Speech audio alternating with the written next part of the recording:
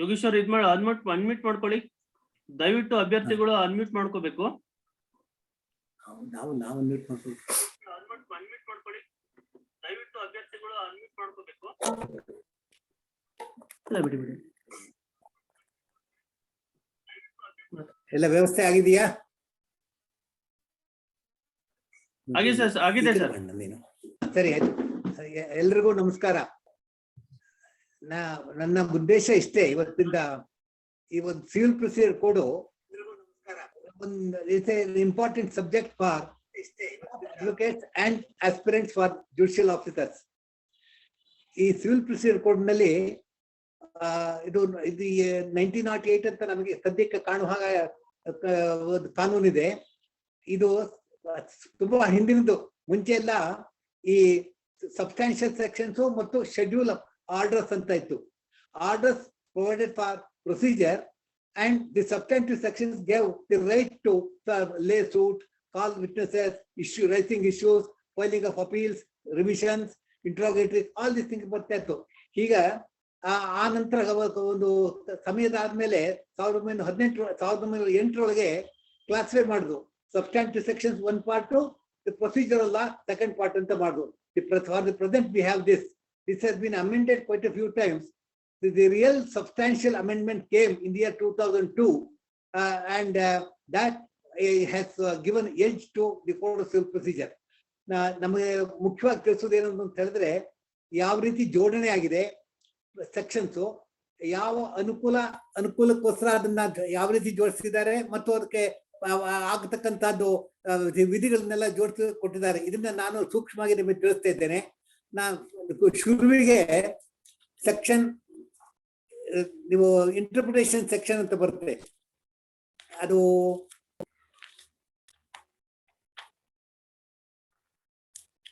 Section 1 of CPC ಹೇಳಿದಾಗ ಆ interpretation ಸಾಮಾನ್ಯ ಎಲ್ಲರೂ ಮರ್ತು ಬಿಡ್ತಾರೆ. ಶಾರ್ಟ್ ಟೈಟ್ಲು ಕಮೆನ್ಸ್ಮೆಂಟ್ ಅಂತೆಲ್ಲ ಆದ್ಮೇಲೆ ನಾನೊಂದು ಶ್ರಮ ಪಟ್ಟು ಸಿವಿಲ್ ಪ್ರೊಸೀಜರ್ ಕೋಡ್ ತಯಾರು ಮಾಡಿದ್ದೇನೆ ವಿದ್ಯಾರ್ಥಿಗಳಿಗಾಗಿ ಮತ್ತು ಲಾಯರ್ಗಳಿಗಾಗಿ ಹಾಗೂ ತಮ್ಮಂತ ಅಭಿಮಾನಿಗಳಿಗೆ.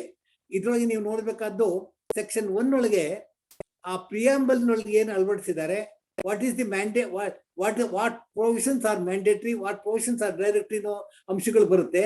ನಂತರ ಅದಾದ್ಮೇಲೆ ಸೆಕ್ಷನ್ 2 ನಲ್ಲಿ definition of the provisions. This is very important for us because we will have to often fall back on section 2 for understanding what is meant by decree. Decree is defined. Idu formal expression of a court adjudicating upon the rights is a decree in ಹೇಳ್ತೀವಿ. In addition to what is provided in decree, judgment and decree ಅಲ್ಲದೆ ಕೆಲವು ತೀರ್ಮಾನಗಳು ಸಹ decree ಆಗುತ್ತೆ ಅಂತ ಹೇಳ್ತಾರೆ. For example, suit is filed, ವಿನಾಕಾರಣ suit ಹಾಕಿದ್ದಾರೆ, ಡಿಫೆಂಡೆಂಟ್ ಬಂದು ಇದರೊಳಗೆ ಸತ್ವ ಇಲ್ಲ, ಕಾಸ್ ಆಫ್ ಆಕ್ಷನ್ ಇಲ್ಲ, it barred well limitation not maintainable ಅಂತ ಹೇಳ್ತಾರೆ. ಕೋರ್ಟ್ ಅದನ್ನ ಅಕ್ಸೆಪ್ಟ್ ಮಾಡ್ಕೊಂಡು ತೀರ್ಮಾನ ಕೊಡುತ್ತೆ, ಕ್ಲೈಂಟ್ ಇಸ್ ರಿಜೆಕ್ಟೆಡ್ ಅಂತ. That is a decree. That is not defined in section 2(2). You will get this by experience only. Then the order 21 rule 97 ಒಂದು application ಆಗ್ತಾರೆ, obstruction ಅಂತ. Your decree is not executable against me. ನೀವು ನನ್ನನ್ನ ತೆರೆ ಮಾಡೋಕ್ಕೆ ಅವಕಾಶ ಕೊಡಬಾರ್ದು ಕೋರ್ಟ್ನವರು, ನನ್ನ ಹಕ್ಕಿನಲ್ಲೇ ನಾ ಇದ್ದೇನೆ ಅಂತ ಹೇಳ್ತಾ ಇದ್ದಾರೆ. ಅದು ಊರ್ಜಿತವಾದ್ರೆ ದಟ್ ಬಿಕಮ್ಸ್ ಎ ಡಿಕ್ರಿ. ಅದು ಅಲ್ಲ, ಅದು ಒಪ್ಕೊಳ್ಳದೆ ಕೋರ್ಟ್ನವರು ಅದನ್ನು ರಿಜೆಕ್ಟ್ ಮಾಡಿದ್ರೆ that's a decree. Both these decrees are appealable. Section 2(2) ನಲ್ಲಿ ಡಿಫೈನ್ ಮಾಡಿಲ್ಲ. ದೆನ್ ಇನ್ನೊಂದು ಕ್ಲೈಮ್ ಪಿಟಿಷನ್ ಬರುತ್ತೆ, ಆರ್ಡರ್ 21 ರೂಲ್ 58. ಇದನ್ನ ಈ ಸೊತ್ತನ್ನ ನೀವು ಅಟ್ಯಾಚ್ ಮಾಡ್ಕೊಂಡು ಹರಾಜು ಮಾಡ್ಕೊಂಡು, ನನ್ನ ಸೊತ್ತು, ನನಗೂ ಜಡ್ಮೆಂಟ್ ಡೇಟರ್ಗೂ ಸಂಬಂಧ ಇಲ್ಲ, ನಾನು ಜಡ್ಮೆಂಟ್ ಡೇಟರ್ ಅಲ್ಲ, ಇಷ್ಟು ಹೇಳ್ತಾನವನು. ಅದನ್ನ ಊರ್ಜಿತವಾದ್ರೆ ದಟ್ ಬಿಕಮ್ಸ್ ಎ ಡಿಕ್ರಿ. ಅದು ತಿರಸ್ಕಾರ ಆದ್ರೆ that becomes a decree. So you will have to when you see what is a decree, ಇದನ್ನ ನೀವು ಸೆಕ್ಷನ್ 2 ಒಳಗಿದೆ. ಇದು ಇಲ್ಲಸ್ಟ್ರೇಟಿವ್ ಅಂತ ನಾನು ನನ್ನ ಪ್ರಕಾರ ಹೇಳ್ತೀನಿ. ಇನ್ನೊಂದು ಅಂಶ ತಮಗೆ ಹೇಳ್ತೇನೆ. ಒಂದ್ಸಾರಿ ಯಾವುದೋ ಒಂದು ಸ್ಟೇಟಸ್ ಬಗ್ಗೆ ಫೈಂಡಿಂಗ್ ಕೊಡ್ತಾರೆ, ಅಥವಾ ಹೈಕೋರ್ಟ್ ನಲ್ಲಿ ಸೆಕೆಂಡ್ ಅಪೀಲ್ ತೀರ್ಮಾನ ಮಾಡುವಾಗ ಯಾವುದೋ ಒಂದು ವಿಷಯದಲ್ಲಿ ಜಿಜ್ಞಾಸೆ ಇದ್ದಾಗ, ಅದು ಸರಿಯಾದ ಎವಿಡೆನ್ಸ್ ಇಲ್ಲದೆ ಇದ್ದಾಗ ಲಿಮಿಟೆಡ್ ರಿಮಾಂಡ್ ಮಾಡಿಟ್ಟು ರೆಕಾರ್ಡ್ ಫೈಂಡಿಂಗ್ ಅಂತ ಟ್ರಯಲ್ ಕೋರ್ಟ್ಗೆ ಕಳಿಸ್ತಾರೆ. ಟ್ರಯಲ್ ಕೋರ್ಟ್ನವರು ಫೈಂಡಿಂಗ್ ರೆಕಾರ್ಡ್ ಮಾಡ್ತಾರೆ. ಆ ರೆಕಾರ್ಡ್ ಮಾಡಿದ ಫೈಂಡಿಂಗ್ ನ ಹೈಕೋರ್ಟ್ ಸಬ್ಮಿಟ್ ಮಾಡಬೇಕು. ಕೆಲವು ಸಾರಿ ಏನಾಗುತ್ತೆ ಅಂತಂದ್ರೆ ಆಭಾಸ suit is disposed of in renew of this ಅಂತ ಹೇಳಿ ಬಿಟ್ಬಿಡ್ತಾರೆ. ಅದು ಅಚಾತುರ್ಯ ಏನಾಗುತ್ತೆ ಅಂತಂದ್ರೆ ಹೈಕೋರ್ಟಿಗೆ ಕಳಿಸೋದಿಲ್ಲ ಒಂದು, ಅದನ್ನ ಕೆಲವರು ಹೇಳ್ತಾರೆ ಡಿಗ್ರಿ ಬರೀದಿಲ್ಲ ಅದನ್ನ. Finding is not A decree and degree is not drawn up after finding is recorded. ನಾನು ಒಂದು ಅಂಶ ಹೇಳ್ತೇನೆ, ಇದು ಎಷ್ಟು ಹಿಂದಿನಿಂದ ಇದು ನಮಗೆ ತೊಂದರೆ ಆಗಿದೆ ಅನ್ನೋದಕ್ಕೆ. Finding is recorded regarding the status of a person or the nature of the claim or the subsistence of the cause of action or the objection to the maintainability of the suit, ಇದೆಲ್ಲ ಇರುತ್ತೆ. ಆ finding ಕೊಟ್ಟಿದ್ದನ್ನ appeal ಆಗೋದಿಲ್ಲ, ಅದು revise ಆಗಬೇಕು. ಅಥವಾ article 226 227 ಒಳಗೆ ಅದನ್ನ ನಾವು ಹೈಕೋರ್ಟಿಗೆ ತಂದು ಅದನ್ನ ನಾವು ಅದನ್ನ ಚರ್ಚೆ ಮಾಡ್ಬೇಕಾಗತ್ತೆ. ಕೆಲವರು ನಾ ಈಗ ಆಗಿದ್ದ ಪ್ರಸಂಗದ ಹೇಳ್ತೀನಿ, ಒಂದು ಎಕ್ಸಾಂಪಲ್ ಕೊಟ್ಟು ಹೇಳ್ತೇನೆ. 1967 ಇಸ್ವಿನಲ್ಲಿ ಒಂದು ಮಾರ್ಟ್ಗೇಜ್ ಆಯ್ತು. ಅದು ಮಾರ್ಟ್ಗೇಜ್ ಆಗಿರುವ ಲ್ಯಾಂಡ್ ಕೋಆಪರೇಟಿವ್ ಬ್ಯಾಂಕ್ ಮಾರ್ಟ್ಗೇಜ್ ಆಗಿರುತ್ತೆ. ಆ ಕೋಆಪರೇಟಿವ್ ಬ್ಯಾಂಕ್ ಸೊಸೈಟಿ ಆಕ್ಟ್ 1959 ಒಳಗೆ ಬರುತ್ತದು. ಸೆಕ್ಷನ್ 33 ಹೇಳುತ್ತೆ, ನಮ್ಮ ಹತ್ರ ಯಾವ್ದಾದ್ರು ಬ್ಯಾಂಕ್ ಸೊಸೈಟಿಗೆ ಬ್ಯಾಂಕಿಗೆ ಸಾಲ ತಗೊಂಡು ಅವರಿಗೆ ಮಾರ್ಟ್ಗೇಜ್ ಮಾಡಿದ್ರೆ ಆ ಸ್ವತ್ತನ್ನು ಮಾರುವ ಹಾಗಿಲ್ಲ ಅಂತ section 33 of the cooperative societies act. ಹಾಗೂ ಸಹ ಮಾರ್ತಾರೆ. ಅದರಿಂದ ಒಂದು ಇಶ್ಯೂ ರೈಸ್ ಆಗುತ್ತೆ, whether loan was subsisting to the bank on the date of the suit ಅಂತ. ಅದನ್ನ ಹೈಕೋರ್ಟ್ನವರು ಸೆಕೆಂಡ್ ಅಪೀಲ್ ನಲ್ಲಿ ರಿಮೈಂಡ್ ಮಾಡ್ತಾರೆ, limited remand to the trial court for purpose of finding recording a finding whether loan was subsisting in favour of the cooperative bank on the date of the suit ಅಂತ ಕೇಳ್ತಾರೆ. ಇವರು ಕೆಳಗಡೆ ಕೋರ್ಟಿಗೆ ಬರುತ್ತೆ, evidence ಅಡ್ಯೂಸ್ ಮಾಡ್ತಾರೆ, ಅವ್ರು record ಮಾಡ್ತಾರೆ, ಹೌದು ಮಾರ್ಟ್ಗೇಜ್ ಡೀಡ್ ಇದೆ, ಮಾರ್ಟ್ಗೇಜ್ ಸಾಲ ಬಡ್ಡಿಗಳು ತೀರಿಸ್ತಾ ಇದ್ದಾರೆ ಹೊತ್ತು ಅಸಲು ತೀರಿಲ್ಲ, ಇವತ್ತಿನ ದಿವಸ ಸಹ ಅಸಲು ಹಾಗೆ ನಿಂತ್ಕೊಂಡಿದೆ, ಇದು ಸಾಲ ಉಳಿದಿದೆ, ಈ ಸೆಕ್ಷನ್ 33 ಪ್ರಕಾರ ದಾವಕ್ಕೆ ತೊಂದರೆ ಆಗುತ್ತೆ ಅಂತ ಫೈಂಡಿಂಗ್ ಕೊಡ್ತಾರೆ. ಆ ಫೈಂಡಿಂಗ್ ಮೇಲೆ ಡೋಂಟ್ ಡ್ರಾಪ್ ಡಿಕ್ರೀಸ್ ಬರೀತಾರೆ. ಆ ಫೈಂಡಿಂಗ್ ಮೇಲೆ ಒಂದು ಮುಂಚೆ ಹೇಳಿದ ಹಾಗೆ 115 ಒಳಗೆ call for records and set aside the finding ಅಂತ ಮಾಡಿದ್ರೆ ಆಗ್ತಿತ್ತು. ಅದು ಬಿಟ್ಬಿಟ್ರು ಇಂದ ಕೆಲವು ವಕೀಲರು, ಇದು ಆದದ್ದು ಮಾಲೂರು ಕೋಲಾರ ಜಿಲ್ಲೆ, ಅಲ್ಲಿ ಏನ್ ಮಾಡ್ತಾರೆ ಅಂದ್ರೆ ಸೀದಾ ಒಂದು 96 ಅಪೀಲ್ ಆಗ್ತಾರೆ. 96 ಅಪೀಲ್ ಆಗ್ತಾರೆ. ಆ ಸಿವಿಲ್ ಜಡ್ಜು ಒಂದೇ ಪರಿಶ್ರಮ ಇರುತ್ತೆ, ಎಕ್ಸ್ಪೀರಿಯನ್ಸ್ ಇರುತ್ತೆ, ನಾಲೆಡ್ಜ್ ಇರುತ್ತೆ. ಈ ಲಾಯರ್ಗಳು ಬಂದೇನು ಸ್ವಾಮಿ ಅಪೀಲ್ ಹಾಕಿದ್ವಿ ಸ್ಟೇ ಬೇಕು. ಸಾಮಾನ್ಯ ಇದನ್ನ ಹೆಚ್ಚು ನಾವು ಚರ್ಚೆ ಮಾಡಬಾರ್ದು. ಈ ಲಾಯರ್ಗಳ ವ್ಯಕ್ತಿತ್ವದ ಮೇಲೆ ಪರಿಣಾಮ ಆಗುತ್ತೆ. ಅವರು ದೊಡ್ಡ ಲಾಯರ್ ಬಂದ್ಬಿಟ್ಟು ಹೇಳ್ಬಿಟ್ಟು ಸ್ವಾಮಿ ಒಂದು ಅಪೀಲ್ ಹಾಕಿದ್ವಿ ಸ್ಟೇ ಬೇಕು ಅಂತಂದ್ರೆ ಏನು ಮಾಡೋದಿಲ್ಲ, ಸ್ಟೇ ಅಂತಾರೆ. ದೆನ್ ಆಮೇಲೆ ಬರ್ತಾನೆ, ಅಪೀಲ್ ಆಗುತ್ತೆ. 10 ವರ್ಷ ಆದ್ಮೇಲೆ ಅದು ಡಿಸೈಡ್ ಆಗುತ್ತೆ. ಅವರು ಫೈಂಡಿಂಗ್ ಬರೆಯೋದೇ ಹೇಗೆ, ಅಪೀಲ್ ಹಾಕಿರೋದು ಫೈಂಡಿಂಗ್ ಮೇಲೆ, ಅಪೀಲ್ ಇಸ್ ನಾಟ್ ಮೇಂಟೈನಬಲ್. ಆ ಫೈಂಡಿಂಗ್ ನ ಸೆಟ್ ಅಸೈಡ್ ಮಾಡಿದ್ರೆ ಡ್ರಾಪ್ ಡಿಗ್ರಿ ಸೂಟ್ ಡಿಗ್ರೀಡ್ ಅಂತ ಬರೀತಾರೆ. ಒಂದು ತಮಗೆ ಗಮನಕ್ಕೆ ತರಬೇಕು, section 96 code of civil procedure ಏನ್ ಹೇಳುತ್ತೆ ಅಂದ್ರೆ, where an appeal is authorised by law an appeal is maintainable ಅನ್ನುತ್ತೆ. Then 96 says an appeal lies only against the decree. ಮುಂಚೆ ಜಡ್ಜ್ಮೆಂಟ್ ಅಂಡ್ ಡಿಕ್ರಿ ಅಂತಿತ್ತು. ಈಗ 1977 ಒಳಗೆ ಅಮೆಂಡ್ಮೆಂಟ್ ಆದ್ಮೇಲೆ an appeal lies only against decree and not judgment ಅಂತ ಬಂತು. ಈ ಅಪೀಲು ಕೋಲಾರದಲ್ಲಿ ಮಾಲೂರು ಕೋರ್ಟ್ಗೆ ತಲುಪುದಿಲ್ಲ, ಸಿದ್ಧ ಆಗೋದಿಲ್ಲ. ಆದ್ರೆ ಅದನ್ನ ತಗೊಂಡ್ರು, ಅದನ್ನ ಅಪೀಲ್ನ ಅಲೋ ಮಾಡಿಬಿಟ್ಟು the finding is set aside, appeal is allowed, suit is decreed as per the decree ಬರುದು. ಇದು ಅಪೀಲ್ ಹಾಕೋದಕ್ಕೆ ಅವಕಾಶ ಇಲ್ಲ. ಅಪೀಲ್ ಹಾಕಿದ್ರು ಅಪೀಲ್ ಕೇಳೋದಕ್ಕೆ ಅವ್ರಿಗೆ ಅಧಿಕಾರ ಇಲ್ಲ. ಒಂದು ಶಬ್ದ ಇದೆ, ಲ್ಯಾಟಿನ್ ವರ್ಡ್ ಕೋರಂ ನಾನ್ ಜುಡಿಸ್ ಅಂದ್ರೆ ಅರ್ಥ, ಈ ಕೋರ್ಟಿಗೆ ಅಪೀಲ್ ಹಿಯರ್ ಮಾಡುವ ಜ್ಯೂರಿಸ್ಟಿಕ್ಷನ್ ಇಲ್ಲ ಅಂತ.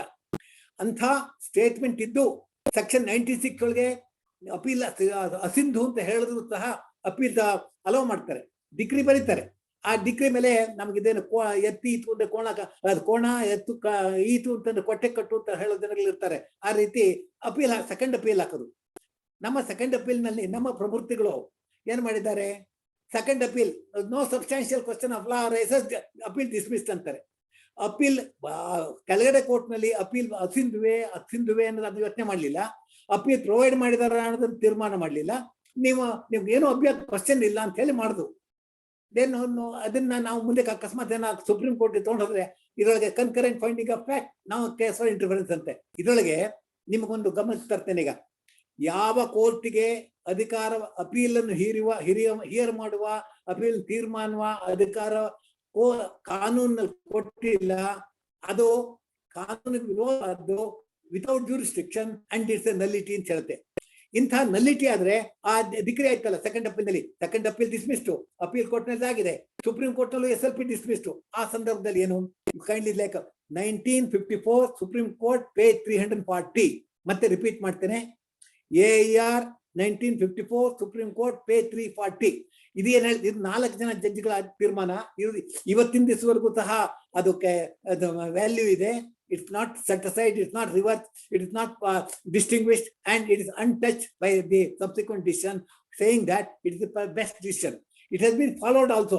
ಇನ್ನು ಫಾಲೋ ಮಾಡ್ತಾ ಸುಪ್ರೀಂ ಕೋರ್ಟ್ ನಲ್ಲಿ ಏನ್ ಹೇಳ್ತಾರೆ ಅಂದ್ರೆ, ಇನ್ ಇಯರ್ 2019 ಅಂತ ಜಡ್ಜ್ಮೆಂಟ್ ಮಾಡಿದಾರಲ್ಲ, ಜ್ಯೂರಿಸ್ಡಿಕ್ಷನ್ ಇಲ್ಲದೆ ಇದ್ದಿರ್ತಕ್ಕಂಥ ಜಡ್ಜ್ಮೆಂಟ್ ಮಾಡಿದ್ರೆ, ಅಕಸ್ಮಾತ್ ನಾಳೆ ಅದು ಹೈಕೋರ್ಟ್ ನಲ್ಲಿ ಅಲ್ಲಿ ಸುಪ್ರೀಂ ಕೋರ್ಟ್ ನಲ್ಲಿ ಅಲ್ಲಿ ಕನ್ಫರ್ಮ್ ಆದ್ರೆ ರೆಸ್ ಜುಡಿಕೇಟಾ ಅಪ್ಲೈ ಆಗಲ್ಲ. ಎಂತಪ್ಪ ನೋಡಿ ಹೇಗಿದೆ ಕಾನೂನು, ರೆಸ್ ಜುಡಿಕೇಟಾ ಅಪ್ಲೈ ಆಗಲ್ಲ ಅಂತ ಹೇಳ್ತಾರೆ. ಸೊ ನಿಮ್ಗೇನಾಯ್ತು, ಕಾನೂನಿಗೆ ವಿರೋಧ ಆಯ್ತು, ರೆಸ್ ಜುಡಿಕೇಟಾ ಆಗ ಅಪ್ಲೈ ಆಗಲ್ಲ ಅಂತ ಆಯ್ತು. ಇಂತಹ ಸಂದರ್ಭದಲ್ಲಿ ಆ ಡಿಗ್ರಿನ ಎಕ್ಸಿಕ್ಯೂಷನ್ ಹಾಕಿದ್ರೆ ತಕರಾರು ಹಾಕ್ಬೋದು. ಏನಂತ ಹಾಕ್ಬೋದು, ಇದು decree is inevitable, decree is without authority of law, the court which has passed decree is without jurisdiction. ಎಲ್ಲಾಗುತ್ತೆ ಅದನ್ನ 1954 ಸುಪ್ರೀಂ ಕೋರ್ಟ್ ಏನ್ ಹೇಳುತ್ತೆ ಅಂತಂದ್ರೆ, a decree pass by court without jurisdiction can be attacked, can be challenged, can be put to rest in any proceedings at any stage and even collateral proceedings ಅಂತ ಹೇಳುತ್ತೆ. So ನೋಡಿ ಎಷ್ಟು ಕಾನೂನು ಎಷ್ಟು ಬಂದೋಬಸ್ತ್ ಮಾಡಿದ್ದಾರೆ ಅಂತ ಹೇಳಿದ್ರೆ, ಅದಕ್ಕೆ 1908 ಆಗ್ತಿರ್ಬೋದು, ಇವತ್ತಿನ ಅದೇ ಅಮೃತ. ಇದನ್ನ ತಾವು ತಿಳ್ಕೋಬೇಕು. ನಾ ಇದನ್ನ ಯಾವ ಉದ್ದೇಶದಿಂದ ಹೇಳಿದೆ ಅಂದ್ರೆ, ಡಿಗ್ರಿ ಅಂದ್ರೆ ಜಡ್ಜ್ಮೆಂಟ್ ಬರೆದು ಸಕಾರಣವಾಗಿ ಕೆಳಗಡೆ ಕೋರ್ಟ್ನ ಡಿಗ್ರಿಯನ್ನು ಸ್ಯಾಟಿಸ್ಫೈಡ್ ಮಾಡೋದು. ಕೆಳಗಡೆ ಕೋರ್ಟ್ನ ಡಿಗ್ರಿನೇ ಇಲ್ಲ. ಈ ಅಪ್ಲೈಟ್ ಕೋರ್ಟು ಅದನ್ನ finding satisfied, the appeal is against finding, the finding is satisfied. Decree ಬರೋದಿಲ್ಲ. ಡಿಗ್ರಿ ಬರೆದ್ರು ಹೈಕೋರ್ಟ್ ನಲ್ಲಿ ಕಾನೂನು ಪ್ರಕಾರ ಅದನ್ನ ಡಿಸ್ಟರ್ಬ್ ಮಾಡ್ಬೇಕಾಯ್ತು, ಸೊ ಕನ್ಕರೆಂಟ್ ಫೈಂಡಿಂಗ್ ಅಂತ ಮಾಡ್ತಾರೆ. ಆಫ್ಟರ್ ಆಲ್ ಇದು ಯಾತಕ್ಕೋಸ್ಕರ ನಾನು ಬಹಳ ಪದೇ ಹೇಳ್ತಾ ಇದ್ದೀನಿ ಅಂತಂದ್ರೆ, ಹೈಕೋರ್ಟ್ನವರು ಅದನ್ನ ಡಿಗ್ರಿ ಅಂತ ಮಾಡಿ ಅದು ಕನ್ಫರ್ಮ್ ಮಾಡಿದ್ರು ಸಹ ರೆಸ್ ಜುಡಿಕೇಟಾ ಬರಲ್ಲ, ಅದು ಡಿಗ್ರಿ ಅಲ್ಲ ಅನ್ನೋ ತೋರ್ಸಕ್ಕೆ. ನೀವು ನಾಳೆ ದಿವಸ ಜಡ್ಜ್ಗಳಾಗೋರು, ನ್ಯಾಯಾಧೀಶರಾದಾಗ ಇದನ್ನ ತಿಳ್ಕೊ, ನಿಮ್ಮ ತೀರ್ಪನ್ನ ಯಾರೇ ಆದ್ರೂ ಸಹ ಎತ್ತಿ ಹಿಡಿಬೇಕು, ಆ ರೀತಿ ಬರೀಬೇಕು. ಇದಕ್ಕೋಸ್ಕರ ನಿಮಗೆ ಕಾನೂನು ಮಾಹಿತಿ ಇಷ್ಟು ನಾನು ಗಂಭೀರವಾಗಿ ನಾನು ಕೊಡ್ತಾ ಇರೋದು. 96 does not authorize an appeal. All right, you may ask me, what is the citation ಅಂತ, what is the decision of the Supreme Court? ಗುರುತು ಹಾಕೊಳ್ಳಿ, AR 1964 SC 1126. ಇದೇನ್ ಹೇಳುತ್ತೆ ಅಂತಂದ್ರೆ, ಫೈಂಡಿಂಗ್ ಮೇಲೆ ಅಪೀಲ್ ಇಲ್ಲ, ಡಿಗ್ರಿ ಮೇಲೆ ಮಾತ್ರ ಅಪೀಲ್ ಇರೋದು. ಫೈಂಡಿಂಗ್ ಮೇಲೆ ಅಪೀಲ್ ಹಾಕಿದ್ರೆ ಆ ಕೋರ್ಟ್ಗೆ ಜ್ಯೂರಿಸ್ಡಿಕ್ಷನ್ ಇಲ್ಲ, ಆ ಜಡ್ಜ್ಮೆಂಟ್ ಸಿಂಧು ಅಲ್ಲ. ನಮಗೆ ಒಂದು 64 ಸುಪ್ರೀಂ ಕೋರ್ಟ್ ಆಯ್ತು, 54 ಸುಪ್ರೀಂ ಕೋರ್ಟ್ ಆಯ್ತು, ಇದು 2019 ತನಕ ಫಾಲೋ ಮಾಡಿದ್ದಾರೆ. ಒಂದೇ ಒಂದು ಹೇಳ್ತಾರೆ, ಇದು ಡಿಗ್ರಿ ಅಲ್ಲ. ಸೊ ಇದು ನಾನು ಯಾತಕ್ಕೆ ಇಷ್ಟು ಹೇಳಿದ್ದು ಅಂದ್ರೆ, ಸೆಕ್ಷನ್ 2(2) ನಲ್ಲಿ ಡಿಗ್ರಿ ಬಗ್ಗೆ ಡೆಫಿನೇಷನ್ ಇದೆ. ಇದು ಒಂದೇ ಒಂದು ಹೇಳುತ್ತೆ ಅಂತಂದ್ರೆ, decree means formal expression of an adjudication by a court ಅಂತ ಹೇಳ್ತೆ, exercising conclusively and determining the rights. ಕೋರ್ಟ್ಗೆ ಜ್ಯೂರಿಸ್ಡಿಕ್ಷನ್ ಇರಬೇಕು, ಆ ಲಿಟಿಗೇಷನ್ ತೀರ್ಮಾನ ಮಾಡುವ ಇದು ಅಧಿಕಾರ ಇರಬೇಕು, ಮತ್ತು ಅಪೀಲ್ ಆಥರೈಸ್ ಆಗಿರ್ಬೇಕು. ಆ ಅಪೀಲ್ ಆಥರೈಸ್ ಆದ್ರೆ ಮಾತ್ರ ಬರೋದು. ಸೊ ಇದು ಆ ಫೈಂಡಿಂಗ್ ಮೇಲೆ ಡಿಗ್ರಿ ಇಲ್ಲ. ತಾವೆಲ್ಲರೂ ಗಮನಿಸೋದಿಷ್ಟೇ, decree does not include a finding, and finding is not a degree. This is the first point I'm trying to make out, and I'm trying to tell you that AR 1964 SC 1126 is the decision which says it's not, an appeal is not provided, an appeal is not maintainable. Then if you go for this reason, you will reach the next conclusion that it is an inexecutable decree, and in the executing court, ಈ high court judge supreme court ನವ್ರು ಮಾಡಿದ್ದನ್ನ ಅವರು ಮುನ್ಫಿ ಸಾಹೇಬರು ನಾಳೆ ಸಹ ಇದು ಜಾರಿಗೆ ಬರೋದಿಲ್ಲ, ಇದು ಇನ್ಎಕ್ಸಿಕ್ಯೂಟಿಬಲ್ ಡಿಗ್ರಿ ಹೇಳೋ ಅಧಿಕಾರ ಇದೆ. ಎಷ್ಟು ಕಾನೂನಲ್ಲಿ ಆ ಒಂದು ಜಡ್ಜಿನ ಪೊಸಿಷನ್ ಎಷ್ಟು ಮಟ್ಟಿಗಿದೆ ಅನ್ನೋ ತಾವು ಅರ್ಥ ಮಾಡ್ಕೋಬೇಕು. ಕಾನೂನು ಎಂಥ ಅಧಿಕಾರ ಕೊಟ್ಟಿದೆ ಜಡ್ಜಿಗೆ ಅಂದ್ರೆ, ಸುಪ್ರೀಂ ಕೋರ್ಟ್ ಹೇಳಿದ್ದನ್ನ ಅಲ್ಲ ಅಂತ ಹೇಳ್ಬೋದು ನೀವು. ಕಾನೂನು ರೀತಿನ ಹೇಳ್ಬೇಕು, ನೀವು ಹೊರಗಡೆ ಹೇಳ್ಬಾರ್ದು. ಬರೆಯುವಾಗ ಇದು ಡಿಗ್ರಿ ಆಗಿದೆ, ಈ ಡಿಗ್ರಿ ಅಪೀಲ್ ಮೇಲೆ ಫೈಂಡಿಂಗ್ ಮೇಲೆ ಬಂದಿದೆ, ಅದು ಅಪೀಲ್ ಮೇಂಟೈನಬಲ್ ಅಲ್ಲ, ಫೋರಂ ನಾನ್ ಜುಡಿಸ್ ಅಪ್ಲೈ ಆಗುತ್ತೆ, ಡಿಗ್ರಿ ಅಲ್ಲ, ಇದು ಡಿಗ್ರಿ ಹಿತವಲ್ಲ, and it is not executable ಅಂತ ಹೇಳ್ಬೋದು. ಸಾಮಾನ್ಯ ನಾವೊಂದು ಹೇಳ್ತೇನೆ, ರಿಟೈರ್ಡ್ ಜಡ್ಜಸ್ ಹೈಕೋರ್ಟ್ ಆಗ್ಲಿ, ಡಿಸ್ಟ್ರಿಕ್ಟ್ ಜಡ್ಜ್ಗಳೇ ಆಗ್ಲಿ, ಸುಪ್ರೀಂ ಕೋರ್ಟ್ ಜಡ್ಜ್ಗಳೇ ಆಗ್ಲಿ, ಈಗೆಲ್ಲ ಆರ್ಬಿಟ್ರೇಟರ್ ಆಗ್ತಾ ಇದ್ದಾರೆ. ನಮ್ಮ ಹೈಕೋರ್ಟ್ ನಲ್ಲಿ ಒಂದು ಅಂಗ ಓಪನ್ ಮಾಡ್ಕೊಂಡಿದ್ದಾರೆ, ಒಂದು ಆರ್ಬಿಟ್ರೇಷನ್ ಸೆಂಟರ್ ಅಂತ. It is sponsored by government, it's manage by high court of Karnataka. ಅಲ್ಲಿ 10:30 ಗಂಟೆಯಿಂದ ಕೂತಿರ್ತಾರೆ ನಮ್ಮ ಜಡ್ಜ್, ರಿಟೈರ್ಡ್ ಜಡ್ಜ್ಗಳೆಲ್ಲ. ಅವ್ರಿಗೆ ಆರ್ಬಿಟ್ರೇಟರ್ ಮಾಡ್ತಾರೆ. ಆರ್ಬಿಟ್ರೇಟರ್ ಅವನು ಬೆಳಿತಾರೆ.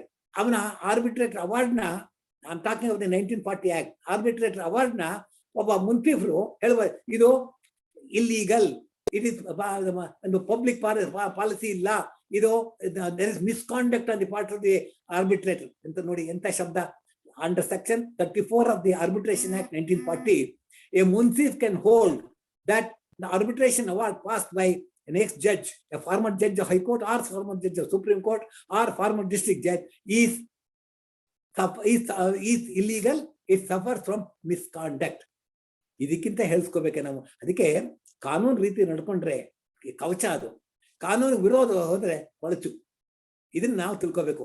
ಯಾತಕ್ಕೋಸ್ಕರ ನಾನು ಸ್ಟ್ರೆಸ್ ಮಾಡ್ತಿರೋದು, decree is executable. If a decree is passed in accordance with law, decree is executable. If decree is passed against law, contrary to jurisdiction, coram non judice, ಈ ಶಬ್ದಗಳನ್ನೆಲ್ಲ ಹೇಳೋದಾದ್ರೆ ಡಿಕ್ರಿ ಅಲ್ಲ ಅದು. ಅದನ್ನ ಎಕ್ಸಿಕ್ಯೂಷನ್ ತಡೆಯಬಹುದು, ಕೊಲಾಟ್ರಲ್ ಪ್ರೊಸೀಡಿಂಗ್ ತಲಬಹುದು.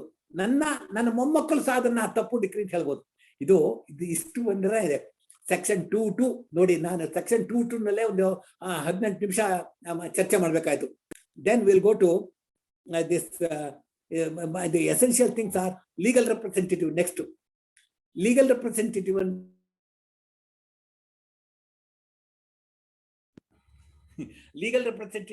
ಸ್ವಲ್ಪ ನೀವು ಗಮನ ಕೊಡಬೇಕು. ಇದ್ರೊಳಗೆ ಒಂದು ಮುಖ್ಯವಾದ ಅಂಶ ಏನ್ ಬರುತ್ತೆ ಅಂತ ಹೇಳಿದ್ರೆ, ಈ ಯಾರು ದಾವಾ ಹಾಕಿರ್ತಾರೋ ಅಥವಾ ಯಾರ ಮೇಲೆ ದಾವಾ ಹಾಕಿರ್ತಾರೋ ಅವರಿಗೆ ಅವರ ನಂತರ ಹಕ್ಕನ್ನು ಚಲಾಯಿಸುವ ಹಕ್ಕಿದೆಯೇ, ಹಕ್ಕನ್ನು ಚಲಾಯಿಸುವ ರೀತಿಯಲ್ಲಿ ಅವರು ಸನ್ನಿವೇಶ ಇದೆಯೇ, ಅಥವಾ ಡಿಪೆಂಡೆಂಟ್ ಇದ್ದವರು ಇದನ್ನ ಡಿಕ್ರಿ ಸಫರ್ ಮಾಡುವ ಬಾಧ್ಯತೆ ಇದೆಯೇ, ಲಯಬಿಲಿಟಿ ಇದೆಯೇ, ಇದು ನಾವು ಟೆಸ್ಟ್ ಮಾಡಬೇಕು. That's how legal representatives are brought on records.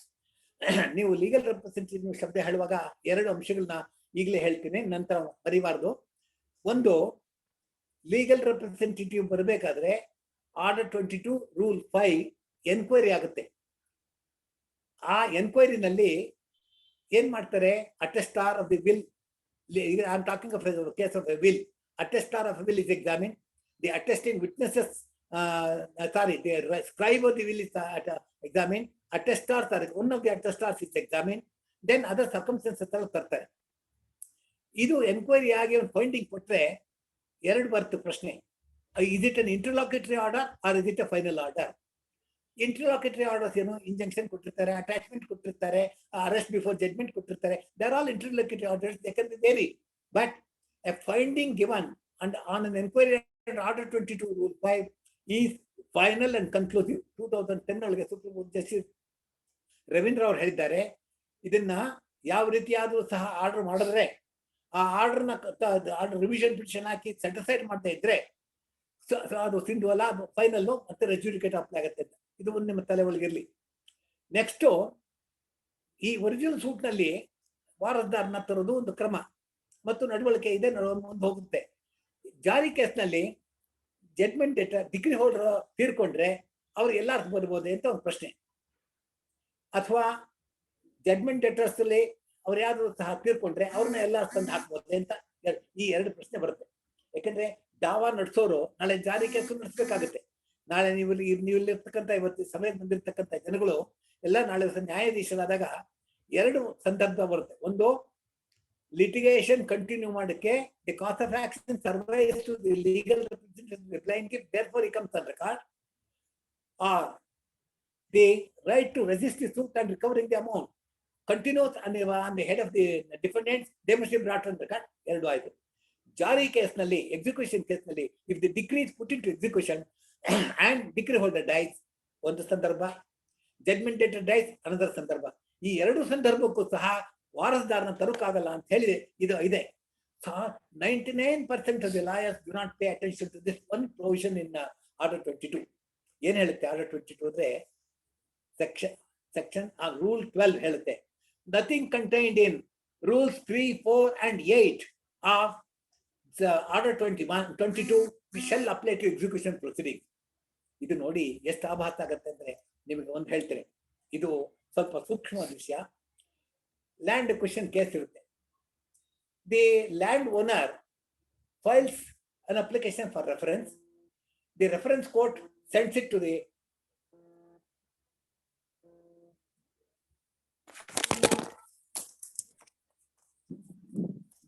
reference court.